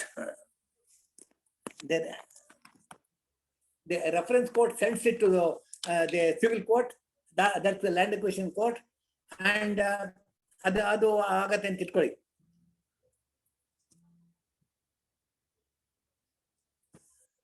Land acquisition reference court ಕಳಿಸ್ತಾರೆ. ಅಲ್ಲಿ either in the reference court or in the civil court, if the owner of the land dies, ಏನಾಗುತ್ತೆ, ಎಲ್ಲಾರು application ಹಾಕ್ಕೊಂಡು ಬಿಡ್ಬೋದು ಅಂತ ಹೇಳಿ ಸಾಮಾನ್ಯ ಹೇಳ್ತಾರೆ. ಎಲ್ಲಾರು ಅಪ್ಲಿಕೇಶನ್ ಹಾಕ್ತಾರೆ, ಎಲ್ಲಾರು ಅಲೌ ಮಾಡ್ತಾರೆ. ಸಾಮಾನ್ಯ 99% of the applications are allowed by the trial court. ಇದು ತಪ್ಪು ಅನ್ನೋದನ್ನ ಯಾವ ರೀತಿ ಹೇಳ್ತೀನಿ ಅಂದ್ರೆ, ನೀವು ವಿಲ್ ಅಲ್ಲಿ ಬರೆದ್ರೆ ಅಥವಾ ವಾರದಾರಾಗಿ ಬರ್ಬೇಕಾದ್ರೆ Section 212 of Indian Succession Act applies. Section 212 of the Indian Succession says that if a man dies before realizing this, his LR cannot come on record without obtaining the letters of administration, without obtaining certificate or issue certificate. ಈ ಕಾನೂನು ಯಾರೂ ನೋಡೋದಿಲ್ಲ. Next ಅಷ್ಟೇ ನಿಂತಿದ್ರೆ ಒಂಥರ ಏನೋ ಹೇಳ್ಕೋಬಾಯ್ತು. Section 214 class 1 class B says that the petitions will abate ಅಂತ ಹೇಳಿ. ಇದಕ್ಕೆ ಕರ್ನಾಟಕದಲ್ಲಿ 2 ಡಿಸಿಷನ್ ಇದೆ. AR 1993 ಕರ್ನಾಟಕ 321 ಇದು ಸಿಂಗಲ್ ಜಡ್ಜು ಬರೆದಿದ್ದಾರೆ. ಇದನ್ನ ತುಂಬಾ ಚೆನ್ನಾಗಿ ವಿಮರ್ಶೆ ಮಾಡಿ 14 ಡಿಸಿಷನ್ಸ್ ನ ಹಾಕಿ ಕಾನೂನನ್ನ ಹಾಕಿ ಬರೆದಿದ್ದಾರೆ. ನಂತರ ನಮ್ಮ ಇಲ್ಲಿ ಒಂದು ತರ ಹೊಟ್ಟೆ ಚೂರು ಅನ್ನುತ್ತೆ ಅಥವಾ ಕರು ಅಯ್ಯೋ ಅನ್ನುತ್ತೆ. ಅದಕ್ಕೋಸ್ಕರ ನಮ್ಮ ಜಡ್ಜ್ಗಳು ನಂತರ ಪರವಾಗಿಲ್ಲ ಬಿಡಿ, ಈ ಹೋಗ್ಲಿ ಬಿಡಿ attitude does not apply to courts, ಆದ್ರೂ ಹೋಗ್ಲಿ ಬಿಡಿ ಅಂದ್ಬಿಟ್ಟು 7 ಡಿಸಿಷನ್ಸ್ ಬಂತು. ಆ 7 ಡಿಸಿಷನ್ಸ್ ಸಹ ಕೊಡ್ಬೋದು, ಎಲ್ಲಾರ ಅಪ್ಲಿಕೇಶನ್ ಮತ್ತೆ ಜಾರಿ ಮಾಡ್ಬೋದು. ಇಲ್ಲ ಅಂತ ಕಾನೂನು ಹೇಳುತ್ತೆ. ಕೊಡ್ಕೂಡ್ದು ಅಂತ ಇಂಡಿಯನ್ ಸಕ್ಸೆಷನ್ ಆಕ್ಟ್ ಹೇಳುತ್ತೆ. ಒಂದು ಜಡ್ಜ್ಮೆಂಟ್ ಇದೆ ಕರ್ನಾಟಕ ಹೈಕೋರ್ಟ್ ನಲ್ಲಿ, ಕೊಡ್ಕೂಡ್ದು ಡಿಸ್ಮಿಸ್ ಮಾಡಬೇಕು, ಅವ್ರು ಮತ್ತೆ ಬರಬೇಕು ಅಂತ. ಇದನ್ನೆಲ್ಲ ಬಿಟ್ಟು ಪರವಾಗಿಲ್ಲ ಹೋಗ್ಲಿ ಬಿಡಿ ಅಂತ 7 ಡಿಸಿಷನ್ಸ್ ಬಂತು. ದೆನ್ ಅವಾಗ matter was referred to larger bench. ILR 1999 Karnataka 4411 ತಾವು ಗುರ್ತಾಕೊಳ್ಳಿ. ILR 1999 ಕರ್ನಾಟಕ 4411 ಇದ್ರೊಳಗೆ ಏನ್ ಹೇಳುತ್ತೆ ಅಂದ್ರೆ, ಡಿವಿಷನ್ ಬೆಂಚು ಆ ಅರ್ಲಿಯರ್ ಜಡ್ಜ್ 93 ಕರ್ನಾಟಕ ಅಪ್ರೂವ್ ಮಾಡಿ ಈ ಕಾನೂನನ್ನ ವಿಶದವಾಗಿ ಹೇಳಿ ದೆನ್ ಪೂರ್ತಿ ಶ್ರದ್ಧಾ ಭಕ್ತಿಯಿಂದ ಒಂದು ಕಾನೂನು ಮಾಡಿದ್ದಾರೆ. ಈಗ ಕರ್ನಾಟಕದಲ್ಲಿ ಸಿಂಗಲ್ ಜಡ್ಜ್ ಡಿಸಿಷನ್ ಇದೆ, ಡಿವಿಷನ್ ಬೆಂಚ್ ಡಿಸಿಷನ್ ಇದೆ, ನಂತರ ಹಲವಾರು ಡಿಸಿಷನ್ಸ್ ಇದೆ. AR 2003 Karnataka page 142 that's the latest decision. ಅದರೊಳಗೆ ಏನ್ ಹೇಳುತ್ತೆ ಅಂದ್ರೆ, ದಿ ಎಕ್ಸಿಕ್ಯೂಷನ್ ಕೇಸ್ ಅಲ್ಲಿ ವಾರಸ್ದಾರ ತರುವ ಹಾಗಿಲ್ಲ, ಅವರು section certificate, letter of administration, heirship certificate ತಗೊಂಡು ಬರಬೇಕು ಅಂತ. ನಾವು will go back to the original problem, land acquisition case. Land acquisition ಕೇಸಲ್ಲಿ ಏನ್ ಬೇಕಾವು, ನಮ್ಮ ಭೂಮಿ ಹೋಗಿರುತ್ತೆ, ನಮ್ಮ ಭೂಮಿಗೆ ಕಾಂಪನ್ಸೇಷನ್ ಕೊಡಬಲ್ಲರು. ಕಾಂಪನ್ಸೇಷನ್ ಕೊಡೋದಕ್ಕೆ ಒಂದು ವ್ಯವಸ್ಥೆ ಇದೆ. ಆ ವ್ಯವಸ್ಥೆನಲ್ಲಿ ಆ ಹಕ್ಕನ್ನು ಚಲಾಯಿಸಬೇಕಾದ್ರೆ ನಾವು ಸೆಕ್ಷನ್ ಸರ್ಟಿಫಿಕೇಟ್ ತರಬೇಕು ಅಂತ ಕಾನೂನಿಗೆ. ಇದು ಹೆಚ್ಚು ಜನ ಗೊತ್ತಿಲ್ಲ. ನಾನು ಕೋರ್ಟ್ ನಲ್ಲಿ ಒಂಥರ ಹೀಗೆ ಆರ್ಗ್ಯುಮೆಂಟ್ ಮಾಡಿದಾಗ ನನ್ನನ್ನ ಎಲ್ಲೋ ಹುಚ್ಚಾಸ್ಪತ್ರೆ ತಪ್ಪಿಸ್ಕೊಂಡು ಬಂದಿದ್ದೇನೆ ಅಂತ ಆ ಅಭಿಪ್ರಾಯದಿಂದ ನಾನು ನೋಡ್ತಾ ಇದ್ದಳು ಜಡ್ಜ್. ಏನ್ ಹೀಗೆ ಹೇಳ್ತೀರಿ ನೀವು, ಎಲ್ಲಾರ ಅಪ್ಲಿಕೇಶನ್ ಬರೋದಿದೆ, ಇನ್ನೇನು ನೀವು ದೊಡ್ಡವರು, ವಯಸ್ಸಾದವರು, ಸೀನಿಯರ್ ಅಡ್ವೊಕೇಟ್ ಹೀಗೆ ಹೇಳ್ತಿರಲ್ಲ. ನಾನು ಏನು ಉತ್ತರ ಕೊಡ್ಲಿಲ್ಲ. ಅವ್ರು ಹೇಳ್ದೆ, ನಾನು ಹೇಳ್ತಾ ಇಲ್ಲ, ಕಾನೂನು ಹೇಳುತ್ತೆ. ಕಾನೂನನ್ನ ಇಂಟರ್ಪ್ರೇಟ್ ಮಾಡಿ ಜಡ್ಜಿಗಳು ಹೇಳಿದ್ದಾರೆ. ನಮಗೆ ಗೊತ್ತಿಲ್ಲ ಅಂದ್ರೆ ಅದನ್ನೇ ಇದನ್ನ ಒಂದು ವರ್ಚ್ಯೂ ಮಾಡ್ಕೋಬಾರ್ದು, ಅರ್ಹತೆ ಮಾಡ್ಕೋಬಾರ್ದು. ನಾವು ಮಾಡ್ಬೇಕಾದಿಷ್ಟೇನೆ, ಕಾನೂನು ಪ್ರಕಾರ ಹೋಗ್ಬೇಕು. ನಿಮಗೆ ಆ ಅಧಿಕಾರ ಕೊಟ್ಟರು, ಒಬ್ಬನ್ನ ಜೈಲಿಗೆ ಕಳಿಸ್ಬೋದು, ಒಬ್ಬನ್ನ ಮರಣದಂಡನೆ ಹಾಕಿ ಮುಗಿಸ್ಬೋದು, ಗತಿ ಮುಗಿಸ್ಬೋದು, ಇನ್ನೊಬ್ಬರಿಗೆ 14 ವರ್ಷ ನೀವು ಶಿಕ್ಷೆ ಕೊಡ್ಬೋದು. ಇಷ್ಟಾಗಿ ನಿಮಗೆ ಕಾನೂನು ಕೊಟ್ಟಿರೋದು. ಕಾನೂನ ಚೌಕಟ್ಟಿನಲ್ಲಿ ಮಾಡಬೇಕೆ ಹೊರತು ಕಾನೂನು ಬಿಟ್ಟು ಮಾಡೋ ಹಾಗಿಲ್ಲ. ಅಂತ ಸಂದರ್ಭದಲ್ಲಿ ಇದನ್ನ ಹೇಳಿದ್ರೆ ಹೇಗೆ ಅಂತ ಹೇಳಿದ್ಮೇಲೆ ಪಾಪ ಅವರು ಜಡ್ಜರು ಒಳ್ಳೆಯವರು, ಅವ್ರು ಕೇಳಿ ಯಾವ್ದು ಸೈಟೇಷನ್ಸ್ ಕೊಡಿದ್ರು. ಅದಾದ್ಮೇಲೆ ಆಯ್ತು, ಅನುಕೂಲ ಆಯ್ತು. ನೋಡಿ, ರೆಫರೆನ್ಸ್ ಸಹ ಸಿಂಧು ಆಗುದಿಲ್ಲ. Reference will be rejected if the beneficiary is not made A party. ಹೀಗೆ ಯಾತಿಗೆ ಬರುತ್ತೆ ಅಂತಂದ್ರೆ, ನಮಗೆ ಹಲವಾರು ಕಾನೂನಿನಲ್ಲಿ ಇದು CPC ಇದೆಯಲ್ಲ, ಒಂದು ವಾರ 2 ಗಂಟೆ ಮಾಡಿದ್ರು ಸಹ ಮುಗಿಯೋದಿಲ್ಲ. ನನಗೆ ಕೊಟ್ಟರು ಟೈಮ್ 1 hour, ನಂತರ ಕ್ವಶನ್ ಅಂಡ್ ಆನ್ಸರ್ ಅಂತ ಹೇಳ್ತಾರೆ. ನಾನು ಈಗಾಗಲೇ ಅರ್ಧ ಗಂಟೆ ಬರ್ತಾ ಇದ್ದೀನಿ, ಇನ್ನೂ ಸಹ ಸೆಕ್ಷನ್ 2 ಕ್ಲಾಸ್ 2 ನಲ್ಲಿದ್ದೀನಿ. ನಾವು ಮುಂದೆ ಹೋಗ್ಬೇಕು, ಅದರಿಂದ ಮುಂದೆ ಹೋಗೋಣ. ಇದು ಲೀಗಲ್ ರೆಪ್ರೆಸೆಂಟೇಟಿವ್ ಬಗ್ಗೆ ಹೇಳಿದ್ದಾಯ್ತು. Then will have to see the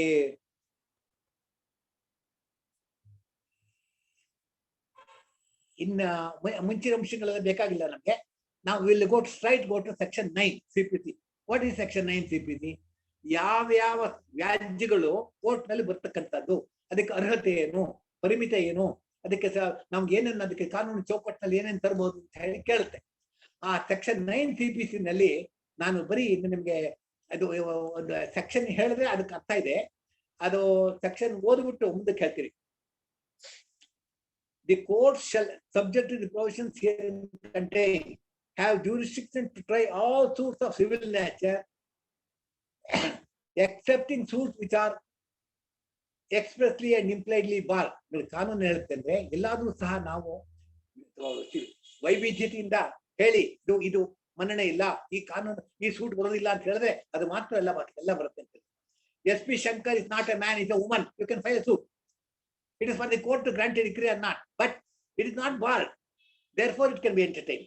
But essential decisions ಕೊಡ್ತೀನಿ, ತಾವು ದಯಮಾಡಿ ಗಮನಿಸಿ, ಅದನ್ನು ತಿಳ್ಕೊಳ್ಳಿ. AR 1969 supreme court page 78. ಇದು ಅದ್ಭುತವಾದ ಡಿಸಿಷನ್. ಇದರೊಳಗೆ ಧೂಲಬಾಯಿ ಕೇಸ್ ಅಂತ, ಇದರೊಳಗೆ ಏನೇನು ಮಾಡಿದ್ದಾರೆ ಅಂತ ಹೇಳಿದ್ರೆ ಇದನ್ನು ನೀವು ಓದಷ್ಟು ನಿಮ್ಗೆ 10-15 ಸಾರಿ ಓದ್ತೀರಾ. ದೆನ್ ಡನ್ಲಪ್ ಟೈರ್ಸ್ ಅದಿದೆ. ಈಗ ನಿಮ್ಮ ಯಾರ ಹತ್ರ ಸರ್ ನನ್ನ CPC ಕಾಪಿ ಇದೆಯಾ? ಇದ್ರೆ ಇದ್ರೊಳಗೆ ಸೆಕ್ಷನ್ 9 ಮೇಲೆ ವಿಶದವಾಗಿ ಬರೆದಿದ್ದೇನೆ ನೋಡಿ. ಅಂದ್ರೆ ಒಂದೇ ಕಾನೂನಲ್ಲಿ ಇಲ್ಲ ಅಂತಿದ್ದನ್ನ ನೀವು ಅಲ್ಲಿ ದಾಖಲು ಮಾಡೋ ಹಾಗಿಲ್ಲ, ಅದನ್ನ ದಾಖಲು ಮಾಡಕ್ ಅಧಿಕಾರ ಇಲ್ಲ.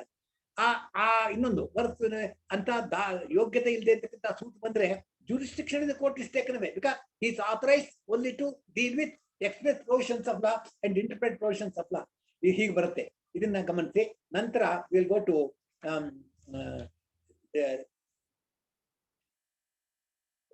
ನಿಮ್ಗೆ ಇನ್ನೊಂದು ಅಂಶ ತರ್ತೀನಿ.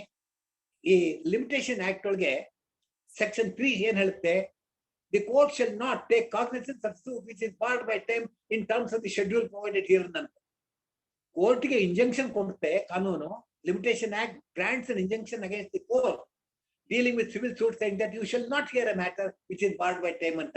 ಆ ಸೂಟ್ ಸಹ ಅರ್ಹತೆ ಇಲ್ಲ, ಅದು ಇಲ್ಲ. ಸೆಕ್ಷನ್ 9 ಗೆ ನಾವು section 3 of the limitation act ಓದ್ಕೋಬೇಕು. ದೆನ್ ನಂತರ section 10 of the code of civil procedure ಇದೇನ್ ಹೇಳುತ್ತೆ ಅಂತಂದ್ರೆ, no court shall proceed with the trial of any suit the subject matter of which is in issue in some other court. Earlier suit 2 suit ಹಾಕ್ತಾರೆ. ನಾನೊಂದು ಬೆಂಗಳೂರಿನಲ್ಲಿ suit ಹಾಕ್ತೀನಿ, ಯಾವುದೋ ಒಂದು partition ಬಗ್ಗೆ and properties in Mysore and Bangalore. ಅವನು ನಂತರ ಅಲ್ಲಿ ಹಾಕ್ತಾರೆ ಸೂಟು, ಹಾಕೊಂಡು ಅದೇ ಕೇಳ್ತಾನೆ. ಅವಾಗ ಏನ್ ಹೇಳುತ್ತೆ ಅಂದ್ರೆ, subject matter the suit is covered by that earlier suit, that we should go on and the second suit should be stayed. This is stay of suit, section 10. Then agharvadu next portion section 11. Section 11 is res judicata.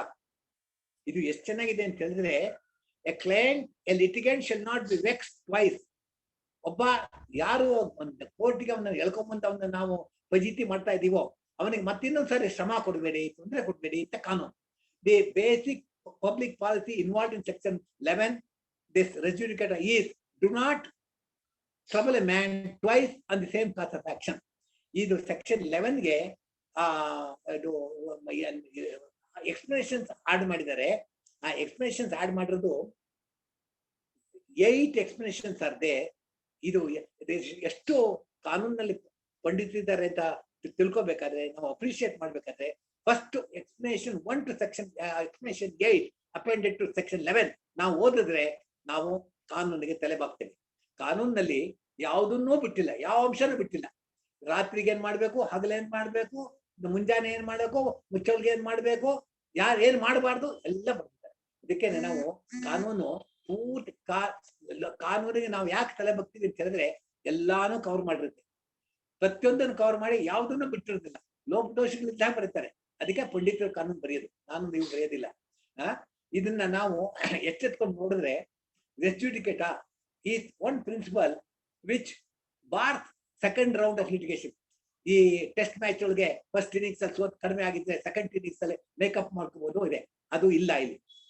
Civil suit ನಲ್ಲಿ ಒಂದೇ ಒಂದು innings, ಆ innings ಒಳಗೆ ನಾವು ಗೆಲ್ಲಬೇಕು ಸೋಲ್ಬೇಕು ಅಷ್ಟೇ, ಅಪೀಲು ನಂತರ ಹೋಗುದು, ಅದು ಸೆಕ್ಷನ್ 11. ದೆನ್ ಅದಾದ್ಮೇಲೆ ನಾವು ಮುಖ್ಯವಾಗಿ ನೋಡೋದಾದ್ರೆ we'll have to go to section 15 now. Suit must be filed in the lowest jurisdiction. Andre ಈ financial pecuniary jurisdiction, territorial jurisdiction, statutory jurisdiction ಮೂರಿದೆ. ಪೆಕ್ಯೂನರಿ jurisdiction ಮುನ್ಸಿಪಲ್ ಕೋರ್ಟ್ಗೆ ಇಷ್ಟು 5 ಲಕ್ಷ ಮಿತಿ, ಡಿಸ್ಟ್ರಿಕ್ಟ್ ಜಡ್ಜ್ಗೆ ಇಷ್ಟು ಮಿತಿ. ಈಗ ಮಿತಿಯೇ ಇಲ್ಲ. ಸಿವಿಲ್ ಜಡ್ಜ್ಗಳಿಗೆ 1 ಕೋಟಿಗೆ ಕೇಳಬಹುದು, 1 ರೂಪಾಯಿ ಕೇಳಬಹುದು. ಸ್ಮಾಲ್ ಕಾಸ್ ಅಂಡ್ ಲಾಂಗ್ ಕಾಸ್ ಅಂತ ಆ ಕಾನೂನು ಇದೆ. ಅದರೊಳಗೆ ನಾವು ಅಲ್ಲಿ ಎಲ್ಲಿ ಕಾನೂನು ಅಂದ್ರೆ ಮುನ್ಸಿಫ್ಗೆ 15 ಲಕ್ಷ ಕೊಡೋದು ಅಧಿಕಾರ ಇದ್ರೆ, 20 ಲಕ್ಷ ಕೊಡೋ ಅಧಿಕಾರ ಇದ್ರೆ, don't go to district judge or civil court or high court, file it in the lower court. That is section 15. Next ಈ ಸೆಕ್ಷನ್ 20. ಸೆಕ್ಷನ್ 20 ಏನ್ ಹೇಳುತ್ತೆ, ದಿಸ್ jurisdiction ಅಲ್ಲೋ clause C of 20 say part of cause of action if arises in Bangalore, though the parties are in Mysore and the transaction is related to Mysore, order ಇಲ್ಲಿ book ಆಯ್ತು, ಹಣ ಇಲ್ಲಿ ಕೊಡ್ತು, ಅದನ್ನ ಇಲ್ಲಿಂದ ಅವನು ನಮಗೆ ಏನ್ ಮಾಡ್ಬಿಟ್ಟ, ಕ್ಯಾರಿಯರ್ ಹಾಕ್ತಾರೆ. SP ಶಂಕರ್ ಹಾಕ್ಬಿಟ್ಟು ಮೈಸೂರು ಅಡ್ರೆಸ್ ಬರ್ತಾನೆ, ಬೆಂಗಳೂರಿನಲ್ಲಿ ಎಂಟ್ರೆಸ್ಟ್ ಮಾಡ್ತಾನೆ to carrier. Then part of cause of action arises here ಅಂತ ಶಬ್ದ ಬರುತ್ತೆ. ಅದು ಇದು ನಾವು ಒಂದು ಅಂದ್ರೆ ಎಲ್ಲಾ ಕೊಡನೆ ದಾವಾ ಹಾಕೋದು ಬೇಡ, ಎಲ್ಲಿ ಕಾನೂನ್ಗೆ ಅಳವಡಿಸಬಹುದು ಅಲ್ಲಿ ಹಾಕೊಳ್ಳಿ ಅಂತ ದಾವಾ ಅದು. ದೆನ್ ಸೆಕ್ಷನ್ 21 ಕ್ಯಾಪಿಟಲ್ ಎ ಅದೇನ್ ಹೇಳ್ತೆ ಅಂದ್ರೆ, bar on suit to settle decree on the objection of place of suit. ಈ objection to the territory must be taken at the first hearing and it must be shown that the court has no jurisdiction. ಆ ತರ jurisdiction ಬಗ್ಗೆ ತಕರಾರು ತಗೊಳ್ಳಿಲ್ಲ, ಕಾನೂನು ರೀತಿ ನಡೀತಾನೋ, written statement ಆಗ್ತಾನೆ, ಎವಿಡೆನ್ಸ್ ಆಗ್ತಾನೆ, ನಂತರ ಡಿಗ್ರಿ ಆದ್ಮೇಲೆ ನೀನು ಮತ್ತೆ ಜ್ಯೂರಿಸ್ಡಿಕ್ಷನ್ ಇಲ್ಲ ಬೆಂಗಳೂರು ಕೋರ್ಟ್ಗೆ ಅಂತ ಹೇಳೋ ಹಾಗಿಲ್ಲ ಅಂತ ಸೆಕ್ಷನ್ 21 ಹೇಳುತ್ತೆ. ಇದನ್ನ ಗಮನಿಸ್ಕೋಬೇಕು.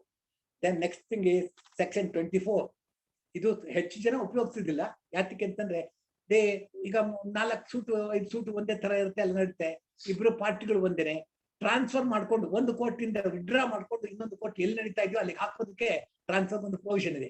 ಅಂದ್ರೆ 4 ಕೋರ್ಟ್ 4 ಜಡ್ಜ್ಮೆಂಟ್ ಕೊಡಬಾರ್ದು, 4 ರೀತಿ ಇರಬಾರ್ದು. ಅದು ಒಂದು law is uniform. Law must be certain, law must not be unpredictable, law must not be A gamble.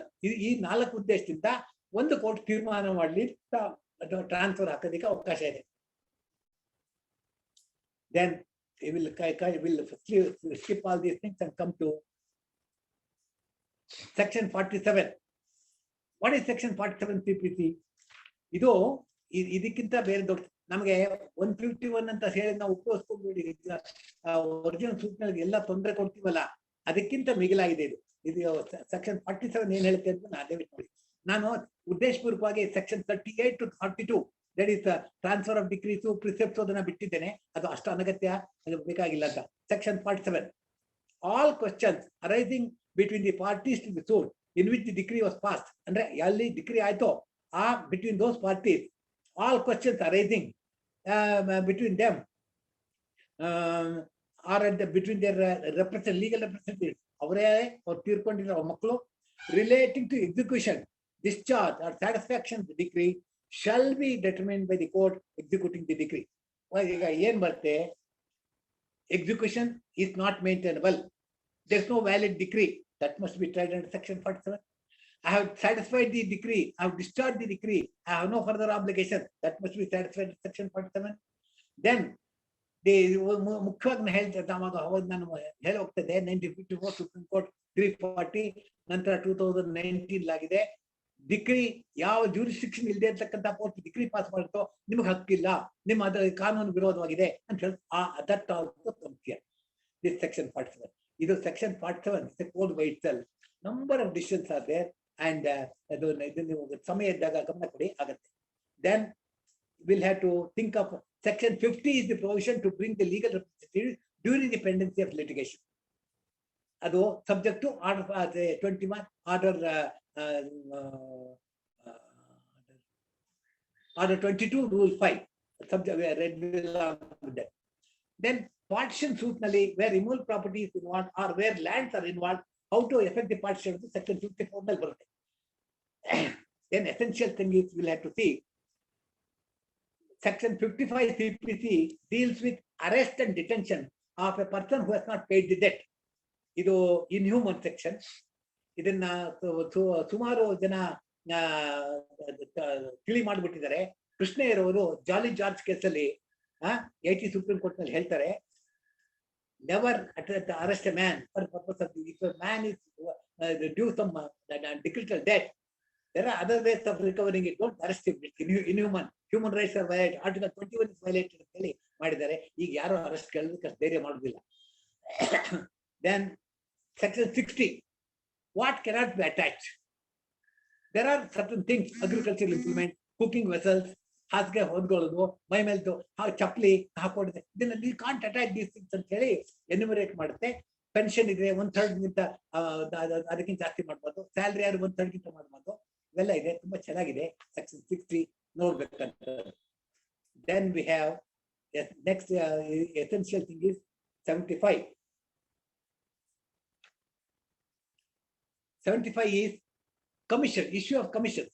ನಮಗೀಗ ಫಾರ್ ಎಕ್ಸಾಂಪಲ್ ನಾವು ಎಡಗಡೆ ನಮ್ಮ ಬಿಲ್ಡಿಂಗಿನ ಪೂರ್ವಕ್ಕೆ ಈ ತರ ಕೊರಕಲಿದೆ, ಆ ಕೊರಕಲಿಂದ ನಮಗೆ ಅಲ್ಲಿ ನೀರು ನಿಂತ್ಕೊಳ್ಳಿ, ಸೊಳ್ಳೆ ಬರುತ್ತೆ, ಕಾಟ ಬರುತ್ತೆ ಅಂತ ಹೇಳಿದ್ರೆ ಕೋರ್ಟ್ ನಲ್ಲಿ ಎಷ್ಟೇ ಎವಿಡೆನ್ಸ್ ಕೊಟ್ಟರು ಸಹ ಅದು ಸಾಧ್ಯ ಆಗೋದಿಲ್ಲ. ನಂಬಕ್ಕೆ ಇನ್ಸ್ಪೆಕ್ಷನ್ ಬೇಕು. ಅದಕ್ಕೋಸ್ಕರ issue commission. Some advocate is authorized to go and visit the spot and submit a report whether there is a pit there and it was stagnating water is there and it's responsible for say mosquitoes to develop and harass the people. ಇದು ಮಾಡ್ತಕ್ಕಂಥದ್ದು power is given in section 75. The procedural law is order 26 rule 9. Then ಈಗ section 979 suits against government ಯಾವ ರೀತಿ ಮಾಡ್ಬೇಕು, ಏನ್ ಮಾಡ್ಬೇಕು ಅಂತನ ಅದು ಯೂನಿಯನ್ ಆಫ್ ಇಂಡಿಯಾನೇ ರೆಪ್ರೆಸೆಂಟ್ ಮಾಡಬೇಕು, state represent. Railways, southern railways ಅಂತ ಹಾಕಿದ್ರೆ ಸಾಲದು, union of India representing southern railways ಈ ತರ ಹಾಕ್ಬೇಕು, ಇಲ್ಲದೆ ಸೂಟ್ಸ್ ನಿಲ್ಲುವುದಿಲ್ಲ. ಇದನ್ನ ನಂಗೆ ಅಪ್ಪ ಇಟ್ಕೊಬೇಕು. Then section 80, before instituting a suit against government agency, government office, government authority, you have got to issue notice giving 60 days time for complaint. That is contained section 80. ಇದು ಸೆಕ್ಷನ್ 80ನ ನೀವು ಇಷ್ಟೇ ಹೇಳ್ಬೇಕಾದ್ರು, ಒಂದು ಕ್ಲೈಂಟ್ ಕೊಡಬೇಕು, ಮಡ್ರಾಸ್ ಹೈಕೋರ್ಟ್ ಹೇಳಿತ್ತು ಅಂದ್ರೆ ನೀವು notice ಕೊಟ್ಟಾಗ ದಾವಾ ಬರೆದ್ಬಿಟ್ಟು ಈ ದಾವಾ ಹಾಕ್ತಾ ಇದ್ದೀವಿ ಅಂತ ಹೇಳಿ ಕಳಿಸ್ಬೇಕು ಅಂತ ಅಷ್ಟು ಬೇಡ. ನಮ್ಗೆ ಈ ಕ್ಲೈಮ್ ಇದೆ, ಈ ಕ್ಲೈಮ್ ನೀವು ಸೆಟ್ಲ್ ಮಾಡಿಲ್ಲ, ಈ ಕ್ಲೈಮಿನ ಪುರಾವೆ ಇದು documents of this there, you have not paid your, please pay within 60 days of the date of receipt, failing which will file suit ಅಂತ ಹಾಕ್ಬೋದು. ದೆನ್ ಒಂದು advantage, statutory notice like section 80 notice ಕೊಟ್ರೆ ಲಿಮಿಟೇಷನ್ ಇದೆಯಲ್ಲ 3 years ಲಿಮಿಟೇಷನ್, ಆ 3 years limitation extend ಆಗುತ್ತೆ. 3 years ಅದು ಬರುತ್ತೆ. ಒಂದೊಂದು ಅಂಶ ಇದೆ, ಅದು section 12 and 12 to 15 of the limitation ಆಕ್ಟ್ಗೆ ನಿಮ್ಗೊಂದು ಅವಕಾಶ ಕೊಡ್ತಾರೆ, ಹಾಕೊಳ್ಬಹುದು. Then this will exemption from the appearance. ಈಗ ಮುಂಚೆ ಎಲ್ಲ ಇತ್ತು, ರಾಜ ಮಹಾರಾಜರು ಮತ್ತು ಬುರ್ಕಾ ಹೆಂಗಸರುಗಳು ಬರುವ ಹಾಗಿಲ್ಲ ಕೋರ್ಟ್ಗೆ, ಅವ್ರನ್ನ ಎಕ್ಸಾಮ್ ಕೊಡ್ಬೇಕು ಅಂತ, ಅದೆಲ್ಲ ಹೋಯ್ತು. ಅದನ್ನ ಯಾರು ಅನ್ಕೋತಿಲ್ಲ. ಪ್ರೆಸಿಡೆಂಟ್ ಆಫ್ ಇಂಡಿಯಾ ಮೇಲೆ ದಾವ ಹಾಕಿದ್ರು ಸಹ ನಮ್ಮವರು ಅಲ್ಲಿ ಒಂದು ತೊಂದರೆ ಇದೆ. ದೆನ್ ಇಷ್ಟ ಆದ್ರೆ ಕೈಲಿ ಕೊಟ್ಟರು section 96, the appeal against original decrees. ಇದ್ರೊಳಗೆ ಎಷ್ಟು ಚೆನ್ನಾಗಿ ಬರೆದಿದ್ದಾರೆ ಕಾನೂನು ಹೇಳಿದ್ರೆ, save where otherwise expressly provided in the body of the court or by any other law for the time being in force, an appeal shall lie from every decree. ಮುಂಚೆ ಹೇಳಿದೆ decree ಮೇಲೆ ಮಾತ್ರ ಅಪೀಲ್ ಹಾಕೋದು ಇಲ್ಲ ಅಂತ, ಇದನ್ನ ಕಾಣಿಸ್ತಾ ಇದ್ದೀನಿ ಈಗ. ಅನ್ appeal shall lie from every decree pass by any court ಎಕ್ಸರ್ಸೈಸಿಂಗ್ original jurisdiction to the court authorized to hear appeals. ಎರಡು ಶಬ್ದ ಉಪಯೋಗಿಸಿದೆ ನಾನು ಪ್ರಾರಂಭ ಮಾಡಿದಾಗ. ಒಂದು an appeal lies against a decree and not pending. ಎರಡನೇದು the appeal must be authorized by law ಅಂತ, ಅಥವಾ authorized to hear. ಈಗ time border section 3 of the limitation act, don't hear an appeal which is barred by time. Is the court authorized to hear the appeal? A finding, no appeal is provided. Can the court hear the appeal against finding? No. But ಆಗಿದೆ, high court confirm ಮಾಡಿದೆ, supreme court ಹೋಗಿ ನಿಮ್ಮ ಹಣೆ ಬರ ಅಂತ ಕಳಿಸಿದ್ದಾರೆ. ಆದ್ರೆ ಜಾರಿನಲ್ಲಿ ಹಾಗೆ ಅವಾಗ ಅವ್ರಿಗೆ ಕುತ್ತಿಗೆ ಕೈ ಹಾಕ್ಬೋದು. ಇದನ್ನ ಗಮನದಲ್ಲಿ ಇಟ್ಕೊಳ್ಳಿ. Section 96 is a wonderful provision. It's a continuation of the suit. This is to be read along with Order 41, and you will get all the powers. Trial court ಏನೇನು ಪವರ್ ಇತ್ತು ಅಷ್ಟು ಪವರ್ವೇ ಅದು ಸಿಗುತ್ತೆ. ನಾನು ನಿಮ್ ಸೆಕ್ಷನ್ 100 ನಿಮ್ಗೆ ತಲೆ ಕೆಡಿಸೋದಿಲ್ಲ. Because you are all the candidates for appointment are being appointed judicial officer in the state judiciary. This is the second appeal is to the High Court. Therefore, I am omitting it. Then section 115. Section 115 ಅಂದ್ರೆ ಯಾವ order ರಿವೈಸಬಲ್ ಯಾವ order ರಿವೈಸಬಲ್ ಅಲ್ಲ ಅಂತ ಹೇಳುತ್ತೆ. ಇದು 115 revise ಆಗಿರೋದು ಏನಾಗುತ್ತೆ ಅಂತಂದ್ರೆ ಆ ಅಪ್ಲಿಕೇಶನ್ ಇಂದ ಕೇಸೇ ತೀರ್ಮಾನ ಆಗಿದ್ರೆ ಒಂದು ಅಪೀಲ್ ರಿವಿಷನ್ ಬರುತ್ತೆ. ಅದು ತೀರ್ಮಾನ ಆಗುದಿಲ್ಲ ಅಂದ್ರೆ ಮುಂಚೆ 104 ಅಲ್ಲಿ ಏನ್ ಹೇಳುತ್ತೆ, ಯಾವ್ಯಾವ ಇಂಟರ್ ಮಾಡಿಗೆ ಆರ್ಡರ್ ಮಾಡ್ತಾರೋ ಅಡ್ಜರ್ಮೆಂಟ್ ಕೊಡ್ಲಿಲ್ಲ. ಅಡ್ಜರ್ಮೆಂಟ್ ನಾನು had to examine the defendant who is sick. I could not bring him. I have brought him, he's in the hospital. I want to file an application for appointment to the commissioner. The court rejects the application of appointment commissioner. The court refuses to grant adjournment. These two orders, even I file the appeal against the ultimate decree, I can say the court erred in not appointing the commissioner. The court erred in refusing adjournment. ಅಂತ ಕೇಳ್ಕೊಂಡು ಮತ್ತೆ remind ಆಗಕ್ಕೆ ಕಾರಣ ಆಗುತ್ತೆ. That is section 104 ಬರ್ತಕ್ಕಂಥದ್ದು, 105 ಬರ್ತಕ್ಕಂಥದ್ದು revision ಇದೆ. ನಾನು ಇಲ್ಲೇ ಹೇಳ್ದೆ ಬೇಕಾಗಿಲ್ಲ ಅಂತ. Then kindly go to 151, section 151. Section 151 ಒಳಗೆ ಇನ್ಹೆರೆಂಟ್ ಪವರ್ಸ್ ಅಂತಿದೆ. ಯಾವುದನ್ನ ಎಲ್ಲಿ ಏನ್ ಮಾಡಕ್ಕಾಗದಿವೋ ಅದನ್ನ ಇನ್ಹೆರೆಂಟ್ ಪವರ್ ನಲ್ಲಿ ಮಾಡೋ ಚೈತನ್ಯ ಲಾಯರ್ಗಳಿಗಿದೆ. ಅದು ಏನ್ ಬೇಕಾದ್ರೆ ಏನ್ ಕೇಳ್ತಾರೆ ಅಂತಂದ್ರೆ ಅಡ್ಜರ್ಮೆಂಟ್ಗೂ 151, ಅಡ್ವಾನ್ಸಿಂಗ್ ದಿ ಅಪ್ಲಿಕೇಶನ್ ಕೇಸ್ಗೂ 151, ರೀಕಾಲಿಂಗ್ ದಿ ವಿಟ್ನೆಸ್ಗೂ 151. ದೆನ್ ನಿಮ್ಗೆ ಪ್ರಶ್ನೆ ಕೇಳಿದಾಗ ಅದು ಡಿಸಲ್ವ್ ಮಾಡಿದ್ರೆ ಅದಕ್ಕೊಂದು 151 ಅಪ್ಲಿಕೇಶನ್ ಅಲ್ಲ. ಈ ತರ ನಮ್ದು ಸ್ವಭಾವ ಚೆನ್ನಾಗಿದೆ. ಕಾರಣ ಇಷ್ಟೇನೆ, ಇದು ಈ ಕಕ್ಷಿಗಾರಗಳು ಪ್ರತಿ ಹೀರಿಂಗ್ ಬಿಟ್ಕೊಡ್ತಾರೆ. ಅದು ಈ ಅಡ್ಜರ್ಮೆಂಟ್ ಆದ್ರೆ ಹಣ ಬರಕ್ಕೊಂದು ದಾರಿ ಆಗುತ್ತೆ ಅನ್ನೋದೊಂದು ಕೆಟ್ಟ ಅಂಶ ತಲೆಯಿರುತ್ತೆ. ಅದು ಹೀಗಾಗುತ್ತೆ, ಬೇರೆ ಏನಿಲ್ಲ. Then will have to see order 1, who should be the necessary parties and who are the unnecessary parties ಬರುತ್ತೆ. ಅದನ್ನ ಆರ್ಡರ್ 1 ರೂಲ್ 10 ಅಲ್ಲಿ ತೋರಿಸುತ್ತೆ. Then rule 3 is essential for two purposes. One, your authorized representative could be a power of attorney holder, could be a lawyer. Most of them have to be authorized by you. Power of attorney is to be authorized by a regular general power of attorney, a specific power of attorney, and wakalat is the instrument on which the lawyer appears, enters appearance and conducts the case. Both of them are agencies. Idun tilkoli. That is covered under order 3. Adana the agency can be terminated. Like that, wakalat can be terminated. Then wakalat ಅವರು ಕೇಳಕ್ ಹೋದ್ರೆ ವಾಪಸ್ ಕೊಡು ಅಂತ ಹೇಳಿದ್ರೆ cut ಕೊಡುದಿಲ್ಲ, document ಕೊಡುದಿಲ್ಲ, fees ಕೊಡುದಿಲ್ಲ, ಇದೆಲ್ಲ ಇರುತ್ತೆ. ಅವಾಗ ಬಹಳ ಕಷ್ಟ ಬರುತ್ತೆ. They say that I got a lien over the record and therefore I will not give ಅಂತ. ಲೀನ್ ಇಲ್ಲ ಅಂತ ಹೇಳಿದ್ದಾರೆ. ಕಕ್ಷಿಗಾರ ಕಕ್ಷಿಗಾರ ದುಡ್ಡು ನಮ್ದು ಏನು ಲೀನ್ ಇಲ್ಲ, ನಮ್ ತಲೆ ಒಂದೇ ನಮ್ ಲೀನ್ ಅಷ್ಟೇ. ಅದರಿಂದ ನಾವು ಅದನ್ನ ಉಪಯೋಗಿಸಬಾರ್ದು. ಇದನ್ನ ಜಸ್ಟ್ ಎಚ್ಚರಿಕೆ ಇದ್ದಿರ್ಬೇಕು ನಾವು. Then order 6, the order 5 regarding service, I don't have to worry about it. Order 6, rule 17, amendment ಯಾವಾಗ ಕೊಡ್ಬೇಕು? ಈಗ ಹೊಸ ಕಾನೂನು ಏನ್ ಮಾಡಿದ್ರೆ ಅಂದ್ರೆ ಟ್ರಯಲ್ ಶುರು ಆದ್ಮೇಲೆ ಕೊಡ್ಬಿಡಿ, ಹಿಯರಿಂಗ್ ಶುರು ಆದ್ಮೇಲೆ ಕೊಡಿ. ಈಗ ಅದಕ್ಕೊಂದು ಜಿಜ್ಞಾಸೆ ಬಂತು. ಬಹಳ ಪ್ರೊವೈಡೆಡ್ ಈ ಗ್ರೇಟ್ ಇಂಜಸ್ಟಿಸ್ ಆಗೋದಾದ್ರೆ ಅದಕ್ಕೆ ಅವಕಾಶ ಕೊಡ್ಬೇಕು ಅಂತ ಬಂದ್ ಮಾಡ್ತು. ಎರಡನೇದು ದಿಸ್ ಹಿಯರಿಂಗ್ ಅಂದ್ರೆ ಏನು? ಆರ್ಗ್ಯುಮೆಂಟ್ಸ್ ಆಗೋ ತನಕ ಹಿಯರಿಂಗ್ ಇದೆ, ಅದರಿಂದ ಯಾವ ಡಿಫ್ರೆಂಟ್ ಎವಿಡೆನ್ಸ್ ಶುರು ಮಾಡ್ಬೋದು ಅಂತ ಇನ್ನೊಂದು. ನಮ್ದು ಯಾವ ಸದುದ್ದೇಶದಿಂದ ಕಾನೂನು ತರ್ತಾರೆ, ನೀವು ರಿಟರ್ನ್ ಸ್ಟೇಟ್ಮೆಂಟ್ ಅಮೆಂಡ್ ಮಾಡ್ಕೊಂಡು ಹೋಗ್ಬೇಡಿ, ಪ್ಲೇಟ್ ಅಮೆಂಡ್ ಮಾಡ್ಕೊಂಡೇ ಹೋಗ್ಬೇಡಿ. ಎವಿಡೆನ್ಸ್ ಕಮೆಂಟ್ಸ್ ಮಾಡಿದ್ಮೇಲೆ ದಯವಿಟ್ಟು ಸ್ತಬ್ಧರಾಗಿ ಕೇಸ್ ನಡೆಯೋ ಅವಕಾಶ ಕಾನೂನಿದೆ. ಅದಕ್ಕೆ ನಾವು ಹಲವಾರು ದಾರಿ ಕಂಡ್ಕೊಂಡಿದ್ವಿ. ಅದನ್ನ ದಾರಿನ ಕೊಂಡು ಏನ್ ಮಾಡ್ತೀವಿ ಅಂತಂದ್ರೆ ಏನ್ ಕಾನೂನು ಹೇಳ್ತೋ ಅದು ವಿರೋಧವಾಗಿ ನಡ್ಕೊಳ್ಳೋಕೆ ಅವಕಾಶ ಮಾಡ್ಕೊಡ್ತೀವಿ. That is order 6, rule 17. It says the amendment shall not be granted after commencement of trial. That has been undone. Then this essential substituted service ಇದೆ. ಅದರಲ್ಲಿ ನೀವು ಬಹಳ ಎಚ್ಚರಿಕೆ ಇರಬೇಕು ಜುಡಿಷಿಯಲ್ ಆಫೀಸರ್ಸ್. ಈಗ ಬೆಂಗಳೂರಿನಲ್ಲಿ ಹೊಸದೊಂದು ರೀತಿ ನೀತಿಗಳು ನಡೀತಾ ಇದೆ. ಏನು ಅವಿನ್ಯೂ ರೋಡ್ ನಲ್ಲಿ ನಂಬರ್ 47 ಸಿದ್ಲಿಂಗಪ್ಪ ಅಂತ ಬರೋದು, ಅಲ್ಲ ಒಂದು ಅಂಗಡಿ ಬೋರ್ಡ್ ನೋಡ್ಕೊಂಡ್ ಬಂದಿರ್ತಾರೆ, ಹಾಕ್ತಾರೆ. ಅಲ್ಲಿ ಅವರ Abdul Qadir is the owner of the property and his nephew Samiullah is the person carrying on business. ಹೆಸರು ಇದು ನಮ್ಮ ಕರ್ನಾಟಕದಲ್ಲೇ ಇಂಡಿಯಾದಲ್ಲೇ ಇದೆ. ನ್ಯಾಷನಲ್, ಭಾರತ್ ಈ ತರ ಹೆಸರಿಟ್ಕೊಂಡು ಎಲ್ಲಾರ್ಗೂ ಒಂದು ಅಳವಡಿಸುತ್ತೆ. ಆ ಬೋರ್ಡ್ ಹಾಕೊಳ್ತಾರೆ.